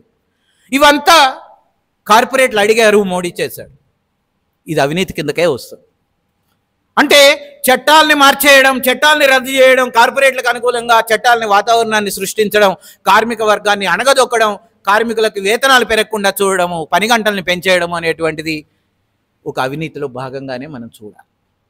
మోడీ పొద్దున్నే లేచి నీతి వాక్యాలు ఏం చెప్తాడు, టీవీలో ఏం మాట్లాడతారు, మన్ కీ బాత్ అంటూ మనకేం ఉపన్యాసాలు ఇస్తాడు, లేకపోతే స్టేజ్ల మీదకి వెళ్ళి ఎటువంటి మాటలు మాట్లాడతాడు, ఇది ముఖ్యం కాదు. ఒక ప్రభుత్వ పెద్దగా, ఒక ప్రభుత్వంగా బీజేపీ ప్రభుత్వం అన్ని రకాలుగా వ్యవస్థల్ని ఎట్లా ధ్వంసం చేస్తూ వచ్చింది అనేది మనకు అర్థమైతే మాత్రమే బీజేపీ యొక్క అవినీతి చాలా పెద్ద ఎత్తున మనకు అర్థమవుతుంది. నేరుగా కాంట్రాక్టర్లు కంపెనీలకి కాంట్రాక్టర్లు ఇచ్చేయడం. ఇప్పుడు రోడ్ల మీద కొన్ని లక్షల కోట్ల రూపాయలు ఖర్చు పెట్టారు. చాలా విచిత్రంగా ఉంటుంది ఏంటంటే, ఈ రోడ్లలో ఎక్కువ భాగం అదానీ అంబానీ కంపెనీలు వేస్తున్నాయి. ముఖ్యంగా అదానీ కంపెనీ అన్ని రోడ్లని వేస్తుంది. విమానాశ్రయాల్లో కనీసం ఒక 8 విమానాశ్రయాలని అదానీ కంపెనీ కొనుక్కున్నది. దేశంలో ఉన్న ముఖ్యమైనటువంటి ఓ డ్రైవర్లన్నింటినీ ప్రభుత్వ రంగం నుంచి అదానీ కంపెనీ కొనుక్కున్నది. దేశంలో సోలార్ విద్యుత్ తయారు చేయడంలో అతిపెద్ద కంపెనీ అదానీది. దేశంలో బొగ్గు దిగుమతులు చేయడంలో అతిపెద్ద కంపెనీ అదానీది. దేశంలో వ్యవసాయ ఉత్పత్తుల్ని నిల్వ చేయడంలో అదానీ అంబానీ ఈ 2 అతిపెద్ద కంపెనీలు. అంటే ఇంత సంపద, ఇన్ని కంపెనీలు, ఇన్ని కాంట్రాక్టులు వీళ్ళకి ఎలా వచ్చినాయి? మోడీకి వాళ్ళు చార్టర్ ఫైట్ తయారు చేస్తారు, మోడీకి వ్యతిరేకంగా ఉండే వాళ్ళని జైళ్లకు పంపిస్తారు, మోడీకి వ్యతిరేకంగా ఉండే వాళ్ళని చంపేస్తారు, మోడీకి వ్యతిరేకంగా ఉండేటువంటి పార్టీలని చీల్చేస్తారు. అన్నీ చేసి మోడీని బలోపేతం చేస్తారు. మోడీని బలోపేతం చేస్తే ఆయన ఏం చేస్తాడు? మోడీ ఈ కార్పొరేట్ కంపెనీలకు అన్ని కాంట్రాక్టులు ఇస్తారు. వాళ్ళు కోట్లాది అధిపతులు అవుతారు. ప్రపంచంలో, దేశంలో నెంబర్ 1 కోటీశ్వర్లు అయిపోతారు. మోడీ ఇంకొక 15-20 ఏళ్ల పాటు ప్రధానమంత్రిగా ఉంటాడు. ఇది వాళ్ళిద్దరి మధ్య ఒప్పందం. నువ్వు నా కోసం పనిచేయాలి, నేను నీ కోసం పనిచేయాలి. నేనేం చేసినా నిన్నేమన్నా, నువ్వేం చేసినా నేనేమన్నా అనేటువంటి ఒక క్విడ్ ప్రోకో అంటాం మనం దీన్ని. ఈ పద్ధతిలో వాళ్ళకి వీళ్ళు, వీళ్ళకి వాళ్ళు సహకరించుకుంటూ పనిచేస్తున్నటువంటిది మనం చూస్తాం. ఈ 10 ఏళ్ల పాలనలో అవినీతి యొక్క విశ్వరూపాన్ని మనం ఈ రూపంలో కూడా చూడొచ్చు. కాంట్రాక్టులు ఇచ్చేయడం, ప్రభుత్వ రంగ సంస్థల్ని తను అనుకున్నటువంటి కార్పొరేట్లకు అప్పచెప్పేయడం అనేటువంటి రూపంలో కూడా మనం చూడొచ్చు. అందుకని కార్పొరేట్ల అవినీతిని పెరిగినంత కాలం, వాళ్ళు బలోపేతమైనంత కాలం ఎవరు ఎక్కువ నష్టపోతారు? ప్రజలు ఎక్కువ నష్టపోతారు. ప్రజలంటే ఎవరు? కష్టజీవులు, శ్రమజీవులు, మీలాంటి వాళ్ళం, మాలాంటి వాళ్ళం అందరం. సామాజిక న్యాయం ఉంటుందా ప్రభుత్వ రంగం లేకపోతే? రిజర్వేషన్లు అమలవుతాయా ప్రభుత్వ రంగం లేకపోతే? కనీస వేతనాలు అమలవుతాయా ప్రభుత్వ రంగం లేకపోతే? చౌక ధరలకే సేవలు అందుతాయా ప్రభుత్వ రంగం లేకపోతే? ఏవి అందవు. అన్నిటినీ మనం డబ్బులు పెట్టి కొనుక్కోవాలి. అన్నిటి యొక్క రేట్లు కార్పొరేట్లు పెంచుతున్నారు. మన జేబుకు చిల్లు పడుతూ ఉంటుంది. అన్నిట్లోనూ ప్రైవేట్ రంగంలో రిజర్వేషన్లు ఉండవు. ఎస్సీ ఎస్టీ బీసీ వీళ్ళకి అసలు ఇక చదువుకున్న పిల్లలకు ఉద్యోగాలే రావు. సామాజిక న్యాయం ఏటో గంగలో కలిసిపోతుంది ప్రైవేట్ రంగం మాత్రమే ఉంటే. కానీ ప్రభుత్వ రంగాన్ని కంప్లీట్గా ధ్వంసం చేసినటువంటి ప్రభుత్వం ఏదైనా ఉంటే అది మోడీ ప్రభుత్వం. ఒక్క ప్రభుత్వ రంగ సంస్థను కూడా ఈ 10 ఏళ్లలో పెట్టని ప్రభుత్వం ఏదైనా ఉంటే అది మోడీ ప్రభుత్వం. అంతకుముందు ప్రభుత్వాలన్నీ 1, 2, 100 పెట్టారు. వాటన్నిటినీ ఇప్పుడు అమ్మడమే తప్ప ఒక్క సంస్థను కూడా మోడీ ప్రభుత్వం పెట్టలేదు. అంటే దాని అర్థం కార్పొరేట్లకు లాభం చేసేటువంటి ఆర్థిక విధానాలని అవలంబించడము, తద్వారా ప్రజల హక్కుల్ని సామాజిక న్యాయాన్ని కంప్లీట్గా బొందబెట్టడం అనేటువంటిది మోడీ ప్రభుత్వ అవినీతిలో ఒక భాగంగా మనం చూడాలి. కార్పొరేట్లు వాళ్ళు చేతులు చేసుకొని రోజు కనపడరు మనకి. సాధారణంగా అంతకుముందు గోల్మాల్ అంతా తెరనక జరుగుతూ ఉండేది. కానీ ఇప్పుడు చాలా ఓపెన్. ఆయన ఇచ్చిన ఫ్లైట్లో ఈయన తిరుగుతాడు, ఆయనతో కలిసి ప్రయాణాలు చేస్తాడు, విదేశాలకు కూడా మోడీ ఆ దానిని తీసుకెళ్తాడు, అక్కడ కాంట్రాక్టులు చేపిస్తాడు, ఈయనే బ్యాంకుల నుంచి లోన్ ఇప్పిస్తాడు, ఆ కాంట్రాక్టులు ఆయన చేసుకుంటూ ఉంటాడు, వీళ్ళకి సహాయం చేస్తూ ఉంటాడు ఆదాని. నువ్వు అంబానీకి ఒక మనవడు పుడితే ఆయన్ని చూడడానికి హాస్పిటల్కి వెళ్తాడు మోడీ. లేదా అంబానీ ఇంట్లో ఒక పెళ్లి జరిగితే దానికి చాలా దేశంలో ప్రపంచంలో ఉండేటువంటి పెద్దవాళ్ళందరూ హాజరవుతారు. ఇంతకు ముందులాగా సిగ్గు బిడియం ఏమి లేదు. ఇప్పుడు అంతా గుడ్డలు కూడా తీసుకున్నారు. ప్రభుత్వ పెద్దలు కార్పొరేట్లు ఒకటే అనేటువంటి స్థితికి ఇవాళ దేశాన్ని తీసుకొచ్చారు. మన కళ్ళ ముందు జరుగుతున్నటువంటి ఘటనలు ఇవన్నీ. అంటే అవినీతి ఏ స్థాయికి వెళ్ళిందంటే మమ్మల్ని నీకెవ్వరూ ఎదిరించలేరు, ఎవ్వరూ ప్రశ్నించలేరు, ఎవ్వరూ అడ్డుకోలేరు, ఎవ్వరూ ప్రతిఘటించలేరు, వాళ్ళందరినీ 2 రకాలుగా మేము నాశనం చేస్తాం. 3 రకాలుగా. ఒకటి కొంటాం వాళ్ళని ఎవరైనా ఎదురు తిరిగితే, లేదా జైళ్లలో పడేస్తాం, లేదా చంపేస్తాం. ఈ 3 చేస్తున్నాడు ఆయన. ఒక స్టాన్ స్వామిని జైల్లో చంపేశాడు. ఒక భీమా కోరేగాం కేసులో ఒక 20 మంది మేధావుల్ని తీసుకెళ్లి జైళ్లలో పారేశాడు. ఒక 2 ముఖ్యమంత్రులను జైళ్లలో పారేశాడు. ఒక 80 మంది సమాచార హక్కు కార్యకర్తలను జైళ్లలో చంపేశారు. విజిల్ బ్లోయర్స్ అని ఒక చట్టం వచ్చింది 2014 జనవరిలో. అంటే దాని ఉద్దేశం ఏంటంటే ప్రభుత్వంలో ఎక్కడైనా అవినీతి జరిగితే గట్టిగా అరెస్ట్ చెప్పేవాళ్ళు అని అర్థం. ఆ చట్టంలో ఒక మాట ఉండేది, ఎవరైనా విజిల్ బ్లోయర్స్ అవినీతిని బయటపడితే వాళ్ళ విషయాల్ని రహస్యంగా ఉంచుతాము, వాళ్ళకి ప్రమాదం లేకుండా చూస్తామని చట్టం చేశారు అప్పుడు కాంగ్రెస్ ప్రభుత్వం. కానీ మోడీ వచ్చిన తర్వాత దాన్ని సవరించింది ఏంటంటే ఎవరైనా విజిల్ బ్లోయర్స్ ఉంటే వాళ్ళ విషయాలు బయట పెడతాము, వాళ్ళు కనుక తప్పుడు సమాచారం ఇచ్చినట్టు రుజువు అయితే 14 సంవత్సరాల జైలు శిక్ష విధిస్తామనేటువంటిది మార్చారు. ఇంకెవడైనా అసలు విజిల్ బ్లోయర్గా ఉంటాడా? నేను ఎందుకు జైలుకు పోవాలి, నన్ను కాపాడేవాడు వాడు ఉంటాడు అనేది అనుకోరా? అంటే దాని ఉద్దేశం ఏంటంటే అవినీతి జరుగుతూ ఉంటుంది, మీరు మూసుకొని ఉండండి, కళ్ళు చెవులు నోరు మూసుకొని ఉండండి అని మోడీ చెప్తున్నాడు. మోడీ అవినీతి యొక్క విశ్వరూపంలో అన్ని సంస్థల్ని డిస్మాంటిల్ చేయడంలో భాగంగానే సమాచార హక్కు చట్టాన్ని కూడా ధ్వంసం చేసి పడేశారు. సమాచార హక్కు చట్టం యొక్క కమిషనర్లను నింపట్లేదు చాలా రాష్ట్రాలలో, ఇక్కడ కూడా లేరు తెలంగాణలో. ఆ కమిషనర్లను నియమించేటువంటి అధికారం మోడీ ప్రభుత్వం తీసుకుంది. వాళ్ళకి జీతాలు ఇవ్వడం కానీ, వాళ్ళు ఎంతకాలం పనిచేయాలనేటువంటి నిర్ణయం కానీ, వాళ్ళని రిటైర్ కావాలా కొనసాగించాలనేటువంటి నిర్ణయం కానీ మోడీనే తీసుకున్నప్పుడు ఏ సమాచార కమిషనర్ అయినా స్వతంత్రంగా మోడీకి వ్యతిరేకంగా పనిచేస్తాడా? మోడీ ప్రభుత్వానికి వ్యతిరేకంగా తీర్పులు ఇస్తాడా? అంటే సమాచార హక్కు చట్టం ఏమీ లేనట్టే. మనం ఆర్టీఐ వేద్దాము అని అనుకుంటే ఎవడు జవాబు ఇచ్చేవాడు లేడు అని అర్థం. అట్లాగే అంతకుముందు ఒక లోకాయుక్త అని ఒక చట్టం తెచ్చింది. ఉద్యమం జరిగిందే అందుకు 2014లో. లోకాయుక్త కావాలి అనేటువంటి చట్టం, లోక్పాల్ కావాలి అనేటువంటి చట్టం చేసింది కాంగ్రెస్ ప్రభుత్వం. ఒత్తిడికి గురై ఆ రోజు ఉద్యమం ఫలితంగా. కానీ ఆ చట్టాన్ని అమలు చేయలేదు ఈ 10 ఏళ్లలో. దానికోసం ఒక అంబుడ్స్మెన్ అని ఒక స్వతంత్ర వ్యక్తిని నియమించాలి. మోడీ ఆ మనిషిని నియమించలేదు. అంబుడ్స్మెన్ అంటే ఒక నిజాయితీ కలిగిన, నిబద్ధత కలిగిన, ప్రజల పట్ల బాధ్యత కలిగిన, అవినీతి మరకలేనటువంటి వ్యక్తి అయి ఉండాలి. దానికి 4 వాళ్ళు నిర్ణయించేటువంటి కమిటీలో ఉండాలి. ఒకటి సుప్రీంకోర్టు న్యాయమూర్తి, ప్రధాన న్యాయమూర్తి, ఒక ప్రధానమంత్రి, ఒక ప్రతిపక్ష నాయకుడు, ఒక న్యాయ కోవిదుడు. ఇట్లా 4 ఉండి నియమించాలని ఉంది దాంట్లో నుంచి ప్రధాన ప్రతిపక్ష నాయకుడిని తీసేశారు. అంటే అసలు ఆ అంబుడ్స్మెన్ నియమించలేదు, అటువంటి మనిషి పని చేయలేదు ఈ 10 ఏళ్ళు, ఆ చట్టాన్ని అమలు చేయలేదు. ఏ చట్టం కోసం అయితే ఉద్యమం జరిగిందో 2014లో, ఏ చట్టం ఉద్యమం ఫలితంగా చట్టం వచ్చిందో ఆ చట్టం అమలే కాదు. అంటే దాని అర్థం మోడీ ప్రభుత్వానికి అవినీతి వ్యతిరేక చట్టాలని బలోపేతం చేయడం, అమలు చేయడం అనేది ఇష్టం లేదు అని అర్థం. అందుకని ఈ ఘటనలన్నీ కూడా మనం దృష్టిలో పెట్టుకున్నప్పుడు గత 10 ఏళ్ల పాలన మోడీది అత్యంత అవినీతికరమైనటువంటి పాలన. ఆయన వ్యక్తిగతంగా కూడా నిజాయితీ పరుడు కాదు. ఆయన పొద్దున్న లేచిన నుంచి రాత్రి దాకా ఆయన చేసేటువంటి ఖర్చు, ఆయన తొడిగేటువంటి డ్రెస్సులు, ఆయన తిరిగేటువంటి విమాన ఖర్చులు, ఆయన విదేశీ ప్రయాణాలు అన్నీ వేల కోట్లతో కూడుకున్నటువంటి. అందుకని కొంతమంది నిజాయితీగా ఉంటారు, నిరాడంబరంగా ఉంటారు, ఒక్కొక్కసారి అవినీతికి పాల్పడకపోవచ్చు, కానీ కనీసం వాళ్ళ సొంత జీవితంలో నిజాయితీగా ఉంటారు. కానీ మోడీ అది కూడా కాదు.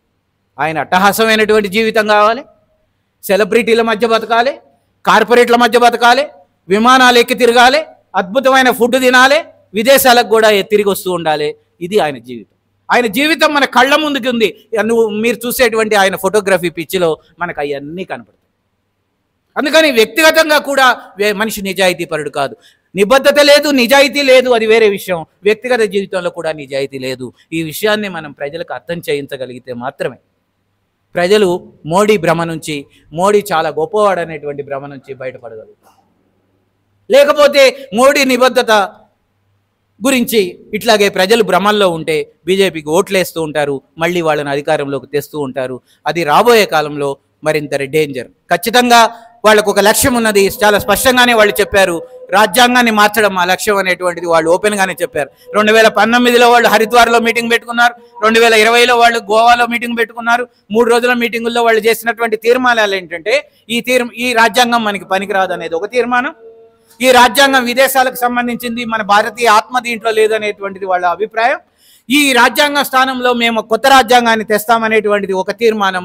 దానికోసం మనం పార్లమెంటులో అత్యధిక మెజారిటీతో సీట్లు గెలవాలనేటువంటిది ఒక తీర్మానం. అందుకనే వాళ్ళ ఎంపీలు కానీ ఎమ్మెల్యేలు కానీ నిన్న సంజయ్ ఇవాళ అరవింద్ది ఒక వీడియో వైరల్ అవుతుంది, మేము మారుస్తాం, మాకు అధికారం ముందు అంటున్నాడు ఆయన. వాస్తవానికి రాజ్యాంగం మార్చేటువంటి అధికారాలకి ప్రభుత్వాలకు కూడా తీసేసింది సుప్రీంకోర్టు. రాజ్యాంగంలో సవరణలు ఏమైనా చేయొచ్చు, కానీ పీఠికలో ఉండేటువంటి అంశాలకు భిన్నంగా ఉండకూడదని సుప్రీంకోర్టు తీర్పు. నువ్వు పీఠికను అంటుకోవడానికి లేదు, నీ ఇష్టం వచ్చినట్టు ఆదర్శ విలువలన్నింటినీ, ఆదేశిక సూత్రాలన్నింటినీ తీసేస్తా, ప్రాథమిక హక్కులన్నింటినీ తీసేస్తా, షెడ్యూల్ 5 తీసేస్తా, ఆదివాసీలకు హక్కులు లేకుండా చేస్తా, షెడ్యూల్ 6 తీసేస్తా, నేను ఈశాన్య భారతానికి హక్కులు లేకుండా చేస్తా, షెడ్యూల్ 7 తీసేస్తా, రాష్ట్రాలకు హక్కులు లేకుండా చేస్తా. ఇవన్నీ కుదరవు. రాజ్యాంగం ఉంటుంది, చిన్న చిన్న సవరణలు దానికి లోబడే ఉన్న చేసుకోండి అనేటువంటిది సుప్రీంకోర్టు చెప్పినటువంటి మాట. వీళ్ళు అంటున్నట్టుగా ఇష్టం వచ్చినట్టు నేను రాజ్యాంగాన్ని మార్చేస్తా అనేటువంటి హక్కు సుప్రీంకోర్టు తీర్పులో ఇవ్వలే. కానీ ఇవాళ సుప్రీంకోర్టు న్యాయమూర్తుల్లో 60-70% మంది ఆర్ఎస్ఎస్ బీజేపీ వాళ్ళు. కాబట్టి వాళ్ళు మాట్లాడతారా రేపు రాజ్యాంగాన్ని మారిస్తే ఆ కేసు మనం గెలుస్తామా, ప్రజల వైపు ఆ తీర్పు ఉంటుందా, మనం చెప్పలేము. అందుకని రాజ్యాంగం మార్చేటువంటి సంఖ్యనే మనం బీజేపీకి ఇవ్వకుండా ఉండడం అనేటువంటిది మన లక్ష్యం కావాలి, మన బాధ్యత కావాలి. వాడికి 272 సీట్లు వస్తే ప్రభుత్వాన్ని ఏర్పాటు చేస్తాడు. 200 లోపు సీట్లకు మాత్రమే వాడిని పరిమితం చేస్తే మాత్రమే వాడు అధికారాన్ని ఫామ్ చేయడు. వాడు ఇతరులతో కూటమి కట్టినా అధికారం రాదు. మనం వాడికి 250 సీట్లు ఇస్తే మాత్రం ఖచ్చితంగా వాడు అధికారాన్ని ఫామ్ చేస్తాడు. అందుకని ప్రతి సీటు, ప్రతి ఓటు చాలా కీలకమైనది. ప్రతి ఒక్కళ్ళము ఎందుకు బీజేపీకి వ్యతిరేకంగా ఓటేయాలి, ఇండియా కూటమికి అనుకూలంగా ఎందుకు ఓటేయాలి, బీజేపీని ఎట్టి పరిస్థితుల్లోనూ ఒక్క సీట్లో కూడా గెలిపించద్దు అనేటువంటిది మన లక్ష్యం. ఒక్క సీటు గెలిచిన ఉత్తర భారతదేశంలో వాడు దెబ్బతింటున్నటువంటి సీట్లన్నింటినీ దక్షిణ భారతదేశంలో, ముఖ్యంగా తెలంగాణ, ఆంధ్రప్రదేశ్లో వాడు సంపాదించాలని చూస్తున్నాడు. మనం ఆ పాపం చేయకూడదు. దేశం మన మీద బాధ్యత పెట్టింది. ఉత్తర భారతదేశంలో దెబ్బ కొడుతున్నారు వాళ్ళు, కానీ దక్షిణ భారతదేశంలో బీజేపీని భుజాలకు ఎత్తుకుందాం అనుకుంటే మనం ఖచ్చితంగా నేరం చేసిన వాళ్ళం అవుతాం. మన బాధ్యత ఏంటంటే కనీసం ఈ చివరి వారం రోజులు, ఇవాటి నుంచి 7 రోజులు మనం నిద్ర పోతామా, అన్నం తింటామా లేదా అనేది వేరే విషయం. ప్రతి ఒక్కళ్ళకి మనం బీజేపీకి వ్యతిరేకంగా చేసేటువంటి ప్రచారం అందాలి, బీజేపీ అవినీతికి మీద వ్యతిరేకంగా ప్రచారం అందాలి. ఇండియా కూటమి అభ్యర్థి ఇక్కడ కాంగ్రెస్ ఉంది కనుక కాంగ్రెస్ను గెలిపించడానికి మనం ఎంత చేయగలిగితే అంత చేయాలనేటువంటిది మీకు పిలిపిస్తూ, అవినీతి ఒక్కటే ప్రధానం కాదు, వాళ్ళ సిద్ధాంతమే ప్రమాదకరమైనది, వాళ్ళ సిద్ధాంతమే ప్రమాదకరమైనది, వాళ్ళు పరిపాలించే లక్షణమే ఫ్యాసిజానికి సంబంధించింది, నియంతృత్వానికి సంబంధించింది. అది ప్రజాస్వామ్యంతో, రాజ్యాంగంతో ఎటువంటి సంబంధం లేనటువంటిది అనేది మనం గుర్తుపెట్టుకోవాలని చెప్తూ నేను ముగిస్తున్నాను. మోడీ అనేటటువంటి బీజేపీ, ఆర్ఎస్ఎస్ ఆ సిద్ధాంతానికి సంబంధించిన వాళ్ళు అంటే ఈయన ఛాయ్ అమ్ముకొని వచ్చాడు, అంతేగా. అంటే పేద కుటుంబాల నుంచి వచ్చాడు. నేను క్వశ్చన్ వేస్తాను మీకు. పేద కుటుంబం నుంచి వచ్చినప్పుడు అధికారంలోకి వచ్చిన తర్వాత ఎవరికి సేవ చేయాలి? పేదవాళ్ళకి చేయాలి. సరే, ఆయన ఎవరికి చేస్తున్నాడు ఇప్పుడు సేవ? అదానీ, అంబానీ అన్ని వ్యాపార సంస్థలకు సేవ చేస్తున్నాడు. నాట్ ఓన్లీ అదానీ, అంబానీ, ఇంకా చాలా కార్పొరేట్ సంస్థలు ఉన్నాయి, వాళ్ళకి చేస్తున్నాడు. వాళ్ళకి పన్నులు తగ్గిస్తా, పెట్టుబడిదారులకి వాళ్ళు లేదు. నాట్ ఓన్ పెట్టుబడిదారుల కంటే అది కూడా ఒప్పుకోవడానికి వీల్లేదు. పెట్టుబడిదారుల్లో స్థాయి ఉన్నది. కార్పొరేట్ స్థాయి పెట్టుబడిదారులు ఉన్నారు, మధ్యతరగతి పెట్టుబడిదారులు ఉన్నారు, చిన్న తరహా పరిశ్రమలు నడిపే పెట్టుబడిదారులు ఉన్నారు. వాళ్ళంతా ఇప్పుడు మొత్తుకుంటున్నారు. విషయం వాళ్ళకి ఇప్పుడు అర్థమైంది. చేతులు గాలే ఆకులు పట్టుకుంటూ ఉంటాం కదా, వాళ్ళకు కూడా విషయం అర్థమైంది. వాళ్ళు కూడా అమలాబూతులు దొరుకుతున్నారు మోడీని. వాళ్ళు కూడా వ్యతిరేకంగా తయారయ్యారు. వాళ్ళ కంపెనీలు కూడా నడవట్లేవు. వాళ్ళు కూడా పెద్ద పెద్ద కంపెనీల కింద సబార్డినేట్గా హెల్పర్స్, ఒక ఆపరేటర్ కింద హెల్పర్ ఎట్లా పనిచేస్తాడో ఆ పద్ధతిలో పనిచేయాల్సినటువంటి పరిస్థితి ఏర్పడింది ఆల్రెడీ. అంటే ఓన్లీ కార్పొరేట్ రంగానికి పెద్ద పెద్ద పెద్ద పెట్టుబడిదారులకు మాత్రమే మోడీ యొక్క పాలసీస్ వల్ల లాభం జరుగుతూ ఉంది. కింది స్థాయి వాళ్ళ వల్ల లాభం ఏం జరగట్లేదు. ఎందుకంటే గతంలో ఆర్ఎస్ఎస్ కంటే ముందు కూడా ఇవే లక్షణాలు ఉన్నటువంటి వాళ్ళు రాజ్యాలను పరిపాలించినప్పుడు ఈ దేవుళ్ళని, మతాలని, వాటిని వాడుకున్నారు. ఇప్పుడు అది కంటిన్యూషన్ అవుతుంది. అంటే కాలం మారుతున్న కొద్దీ వీళ్ళు కూడా దాని యొక్క రూపురేఖల్ని మార్చి వాళ్ళకు తగినట్టుగా అనుగుణంగా పెట్టుకుంటూ దీన్ని ముందుకు తీసుకెళ్లేటటువంటి పరిస్థితి ఉంది. కాబట్టి అసలు ఈ గవర్నమెంట్ ఉండటానికి వీలు లేదు. ఫస్ట్ ఎన్నికల్లో ఎంత ఓట్లు వచ్చినాయి వాళ్ళకి? 31% ఓట్లు వచ్చినాయి. అంటే ప్రతిపక్షం ఓటు చీలుతా ఉంది ఇక్కడ. 31% ఓట్లు వచ్చినాయి. వచ్చిన ఓట్లు కూడా హిందీ బెల్ట్లో వచ్చినాయి. లాస్ట్ ఎన్నికల్లో ఎన్ని వచ్చినాయి? 37% ఓట్లు వచ్చినాయి. అది కూడా హిందీ బెల్ట్లోనే వచ్చింది. ఇప్పుడు దాదాపు ఒక కర్ణాటక తప్పిస్తే సౌత్లో ఎక్కడ లేదు. ఈసారి ఇందాక మన రవికుమార్ గారు చెప్పినట్టు అక్కడ దెబ్బతినేటట్లుంది. పూర్తిగా రిపోర్ట్ వచ్చేసింది. ఇప్పుడు ఇక్కడ పుంజుకోవాలనేటటువంటి ఉద్దేశంతో ఇప్పుడు మన తెలంగాణలో పర్టికులర్గా ఏం చేశారంటే టీఆర్ఎస్ని దెబ్బతీసి మొత్తం టీఆర్ఎస్ పార్టీని ఖాళీ చేసి బీజేపీలో నింపుకొని ఆ టీఆర్ఎస్ పొందేటటువంటి స్థానాలు మనం ఇక్కడ పొందగలిగితే అక్కడ మనకు పనికొస్తాయనే లక్ష్యంతో పనిచేస్తున్నారు. కాబట్టి ముఖ్యంగా ఇక్కడ మన మీద ఆధారపడి ఉంది. ఇప్పుడు ఆంధ్రప్రదేశ్లో ఎట్లాగూ అక్కడ జగన్ గెలుస్తాడు, గెలిచినా కానీ ఆయనకు సపోర్ట్ చేస్తాడు. చంద్రబాబు గెలిచినా ఆయనకు సపోర్ట్ చేస్తాడు. చంద్రబాబు అండ్ పవన్ కళ్యాణ్ వాళ్ళు ఇద్దరు కలిసి గెలిచినా కానీ సపోర్ట్ చేస్తారు.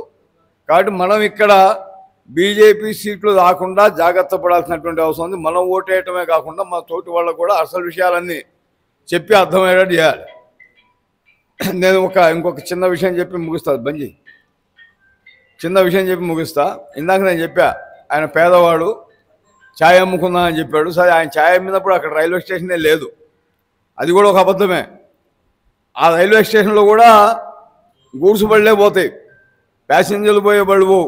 అట్లాంటి దాంట్లో నేను ఛాయ్ అమ్మాడు. గూడ్సు బళ్ళకు దాపించినామో మనకు తెలియదు. ఎన్ని అబద్ధాలే. వాళ్ళ జీవితం గురించి కానీ ఆయన మాట్లాడినటువంటి విషయాలు కానీ ఏవి నిజాలు లేవు, అన్ని అబద్ధాలే. అమిత్ షా ఎందుకంటే అబద్ధాలు ఇంకా బాగా చెప్తాడు. అందరూ చెప్తారు, వీళ్ళంతా చెప్తారు. మనం ఎప్పుడు నిజం వాళ్ళ నోటి నుంచి వెళ్ళలే. కానీ ఇప్పుడు కమ్యూనిస్ట్ పార్టీ ఉంది కదా, సిపిఐ కానీ సిపిఎం కానీ. చంద్రరాజేశ్వరరావు ఏ కుటుంబం నుంచి వచ్చాడు? ధన కుటుంబం నుంచా, పేద కుటుంబం నుంచా? జమీందారీ కుటుంబం నుంచి వచ్చాడు, భూస్వామ్య కుటుంబం నుంచి వచ్చాడు. అట్లాగే పుచ్చలపల్లి సుందరయ్య గారు 300 ఎకరాలు నెల్లూరులో అత్యంత విలువగల భూమి దున్నే వాళ్ళకి ఇచ్చుకోండి కొంత ఆయన నమ్ముకొని పార్టీకి ఇచ్చుకున్నాడు. ఆయన కూడా ధన కుటుంబమే కదా. జ్యోతిబాస్ ఇక్కడ మన రాజ్బహదూర్ గౌడ్, కేఎల్ మహేంద్ర అంటే పేద కుటుంబం. రాజ్బహదూర్ గౌడ్ ఉన్నత మధ్యతరగతి కుటుంబం నుంచి వచ్చాడు. వీళ్ళందరూ ఎవరికి చేయాలి సర్వీసు? డబ్బున్న వాళ్ళకి చేయాలి. మరి ఏంటి రివర్స్ అయిందేంటి? పేదవాడేమో వ్యాపారస్తులకు వేస్తున్నాడు, డబ్బున్నటువంటి కుటుంబాల నుంచి వచ్చినవాడు పేదవాళ్ళ కోసం సర్వస్వం త్యాగం చేసి వాళ్ళ ప్రాణాలను కూడా అర్పించినటువంటి సంఘటన మనం చూసాం. రహస్యం ఏంటంటే సిద్ధాంతం. మోడీ పట్టుకున్న సిద్ధాంతం వ్యాపారస్తులది, వీళ్ళంతా పట్టుకున్న సిద్ధాంతం కార్మిక వర్గానికి సంబంధించింది, పేదవాళ్ళకి సంబంధించింది. కాబట్టి సిద్ధాంతంలోనే ఉన్నది. అంటే మన కార్మిక వర్గ సిద్ధాంతం గల పార్టీ ఇప్పుడైతే రాదు అధికారంలోకి, దాన్ని కనుక తీసుకొస్తేనే ఈ సమస్యలన్నిటికీ పరిష్కారం. ఎట్ ప్రజెంట్ అయితే ఇండియా కూటమి ఒకటి ఏర్పాటు చేశారు. కాబట్టి ఆ ఇండియా కూటమిని మనం గెలిపించుకోవాల్సినటువంటి అవసరం ఉంది. వాడెవడైనా మన దగ్గరకు వచ్చినా రాకపోయినా, నేను నిలబడుతున్నా పోయి నాకు సపోర్ట్ చేయమని అడగకపోయినా మనంగా పోయి మనం దాన్ని మీదేసుకొని చేసి బీజేపీని అయితే రాకుండా చేస్తేనే భవిష్యత్తులో కార్మిక వర్గానికి కానీ శ్రామిక వర్గానికి కానీ పేద ప్రజలకు కానీ మొత్తం అన్ని కులాలు మతాల వాళ్ళకి అందరికి కానీ సమానమైనటువంటి న్యాయం జరుగుద్ది. మన రాజ్యాంగం భద్రంగానే అట్లాగే ఉంటుంది. కానీ మేము రాజ్యాంగం మారుస్తూ ఉంటున్నారు. ఏం రాజ్యాంగం తీసుకొస్తుందో మార్చి మనుధర్మ సూత్రాలు తీసుకొస్తూ ఉంటాడు. మనుధర్మ సూత్రాల్లో ఏముంది? మనిషిని 4 రకాలుగా విభజించారు. ఎన్ని దేవుడు చెప్పాల, దేవుడి పేరు మీద వీళ్ళు చెప్పారు. మనిషిని 4 రకాలుగా విభజించారు. విభజించి శూద్ర కులాల వాళ్ళంతా పై కులాల వాళ్ళకి సర్వీస్ చేయాలి, వాళ్ళ కాళ్ళ దగ్గర పడి ఉండాలని చెప్పి మనుధర్మ సూత్రాలు ఉన్నాయి. అది తీసుకొచ్చి పెడతా ఉంటున్నారు. కావాలన్నాయి మనకి. కాబట్టి ఎన్ని జాగ్రత్తగా మీరు ఆలోచన చేయండి. మీరే కాదు, మనమే కాదు, బయటికి వెళ్ళి మనం చెప్పాలి, వేయొద్దు, మనలాంటి వాళ్ళకి న్యాయం జరగదు, అన్యాయం జరుగుతుంది కాబట్టి ఇది చేయాలని చెప్పి. ఈనాడు అవినీతి ఊబిలో కూరుకుపోయిన బీజేపీ అనేటువంటి పుస్తకాన్ని ఆవిష్కరించడానికి ముఖ్య అతిథిగా ముఖ్య వక్తగా ఇచ్చేసినటువంటి కన్నెగంటి రవికుమార్ గారికి, వేదిక మీద కూర్చున్నటువంటి నాయకులకు, కామ్రేడ్స్, ఈనాడు ప్రధానంగా మనమందరం భయపడుతున్నది దేశానికి స్వతంత్రం వచ్చిన తర్వాత ఈ 75 సంవత్సరాల కాలంలో ఎప్పుడు లేనటువంటి భయం ఇప్పుడు అందరికీ ప్రజలకు పట్టుకుంది. దానికి ప్రధానమైనటువంటి కారణం ఏంటంటే గతంలో కాంగ్రెస్ ప్రభుత్వము, జనతా పార్టీ ప్రభుత్వము ఇవన్నీ ఉన్నా ఈరోజు ఈ గత 10 సంవత్సరాలలో బీజేపీ అధికారానికి వచ్చిన తర్వాత తాను చేసినటువంటి వాగ్దానాలను కానీ తాను ఏదైతే ఎన్నికలకు ముందు చెప్పినటువంటి విషయాలను కానీ అమలు చేయకుండా కొత్త విషయాలను తీసుకొచ్చి అది కూడా కార్మిక ప్రజా వ్యతిరేక విధానాన్ని అవలంబించడంతో ఈ దేశంలో ప్రజలలో అభద్రతా భావం పెరిగింది. మళ్ళీ బీజేపీ అధికారానికి వస్తే భారతదేశంలో ఈ పరిస్థితులు ఉండయి. మన 75లో అత్యవసర పరిస్థితి ఏర్పడితే 77 దాకా 2 సంవత్సరాల పాటు దేశంలో అత్యవసర పరిస్థితి ఏర్పడితే చాలామంది చాలా రకాలుగా ఇబ్బందులు పడ్డటువంటి పరిస్థితులు, అంతకంటే దారుణమైన పరిస్థితులు ఇప్పుడు రేపు రాబోయే కాలంలో బీజేపీ అధికారానికి వస్తే అంతకంటే దారుణంగా ఉంటాయి. కాబట్టి బీజేపీ అధికారానికి రావద్దు అని. దానికి తోడు మనము కార్మికులుగా ఈ దేశంలో అనేక పోరాటాలు ఉద్యమాలు చేసి సాధించుకున్నటువంటి కార్మిక చట్టాలు, వాటిని ఒక్కొక్క చట్టము ఒక సమస్య మీద, కనీస వేతనాల మీద కానీ, కాంట్రాక్ట్ కార్మికులను పర్మనెంట్ చేయాలని కానీ ఇలా తీసుకుంటూ పోతే చట్టం పెట్టుకున్నటువంటి హక్కు కానీ ఇలాంటి అనేక చట్టాలను రూపొందించినటువంటిది మనము.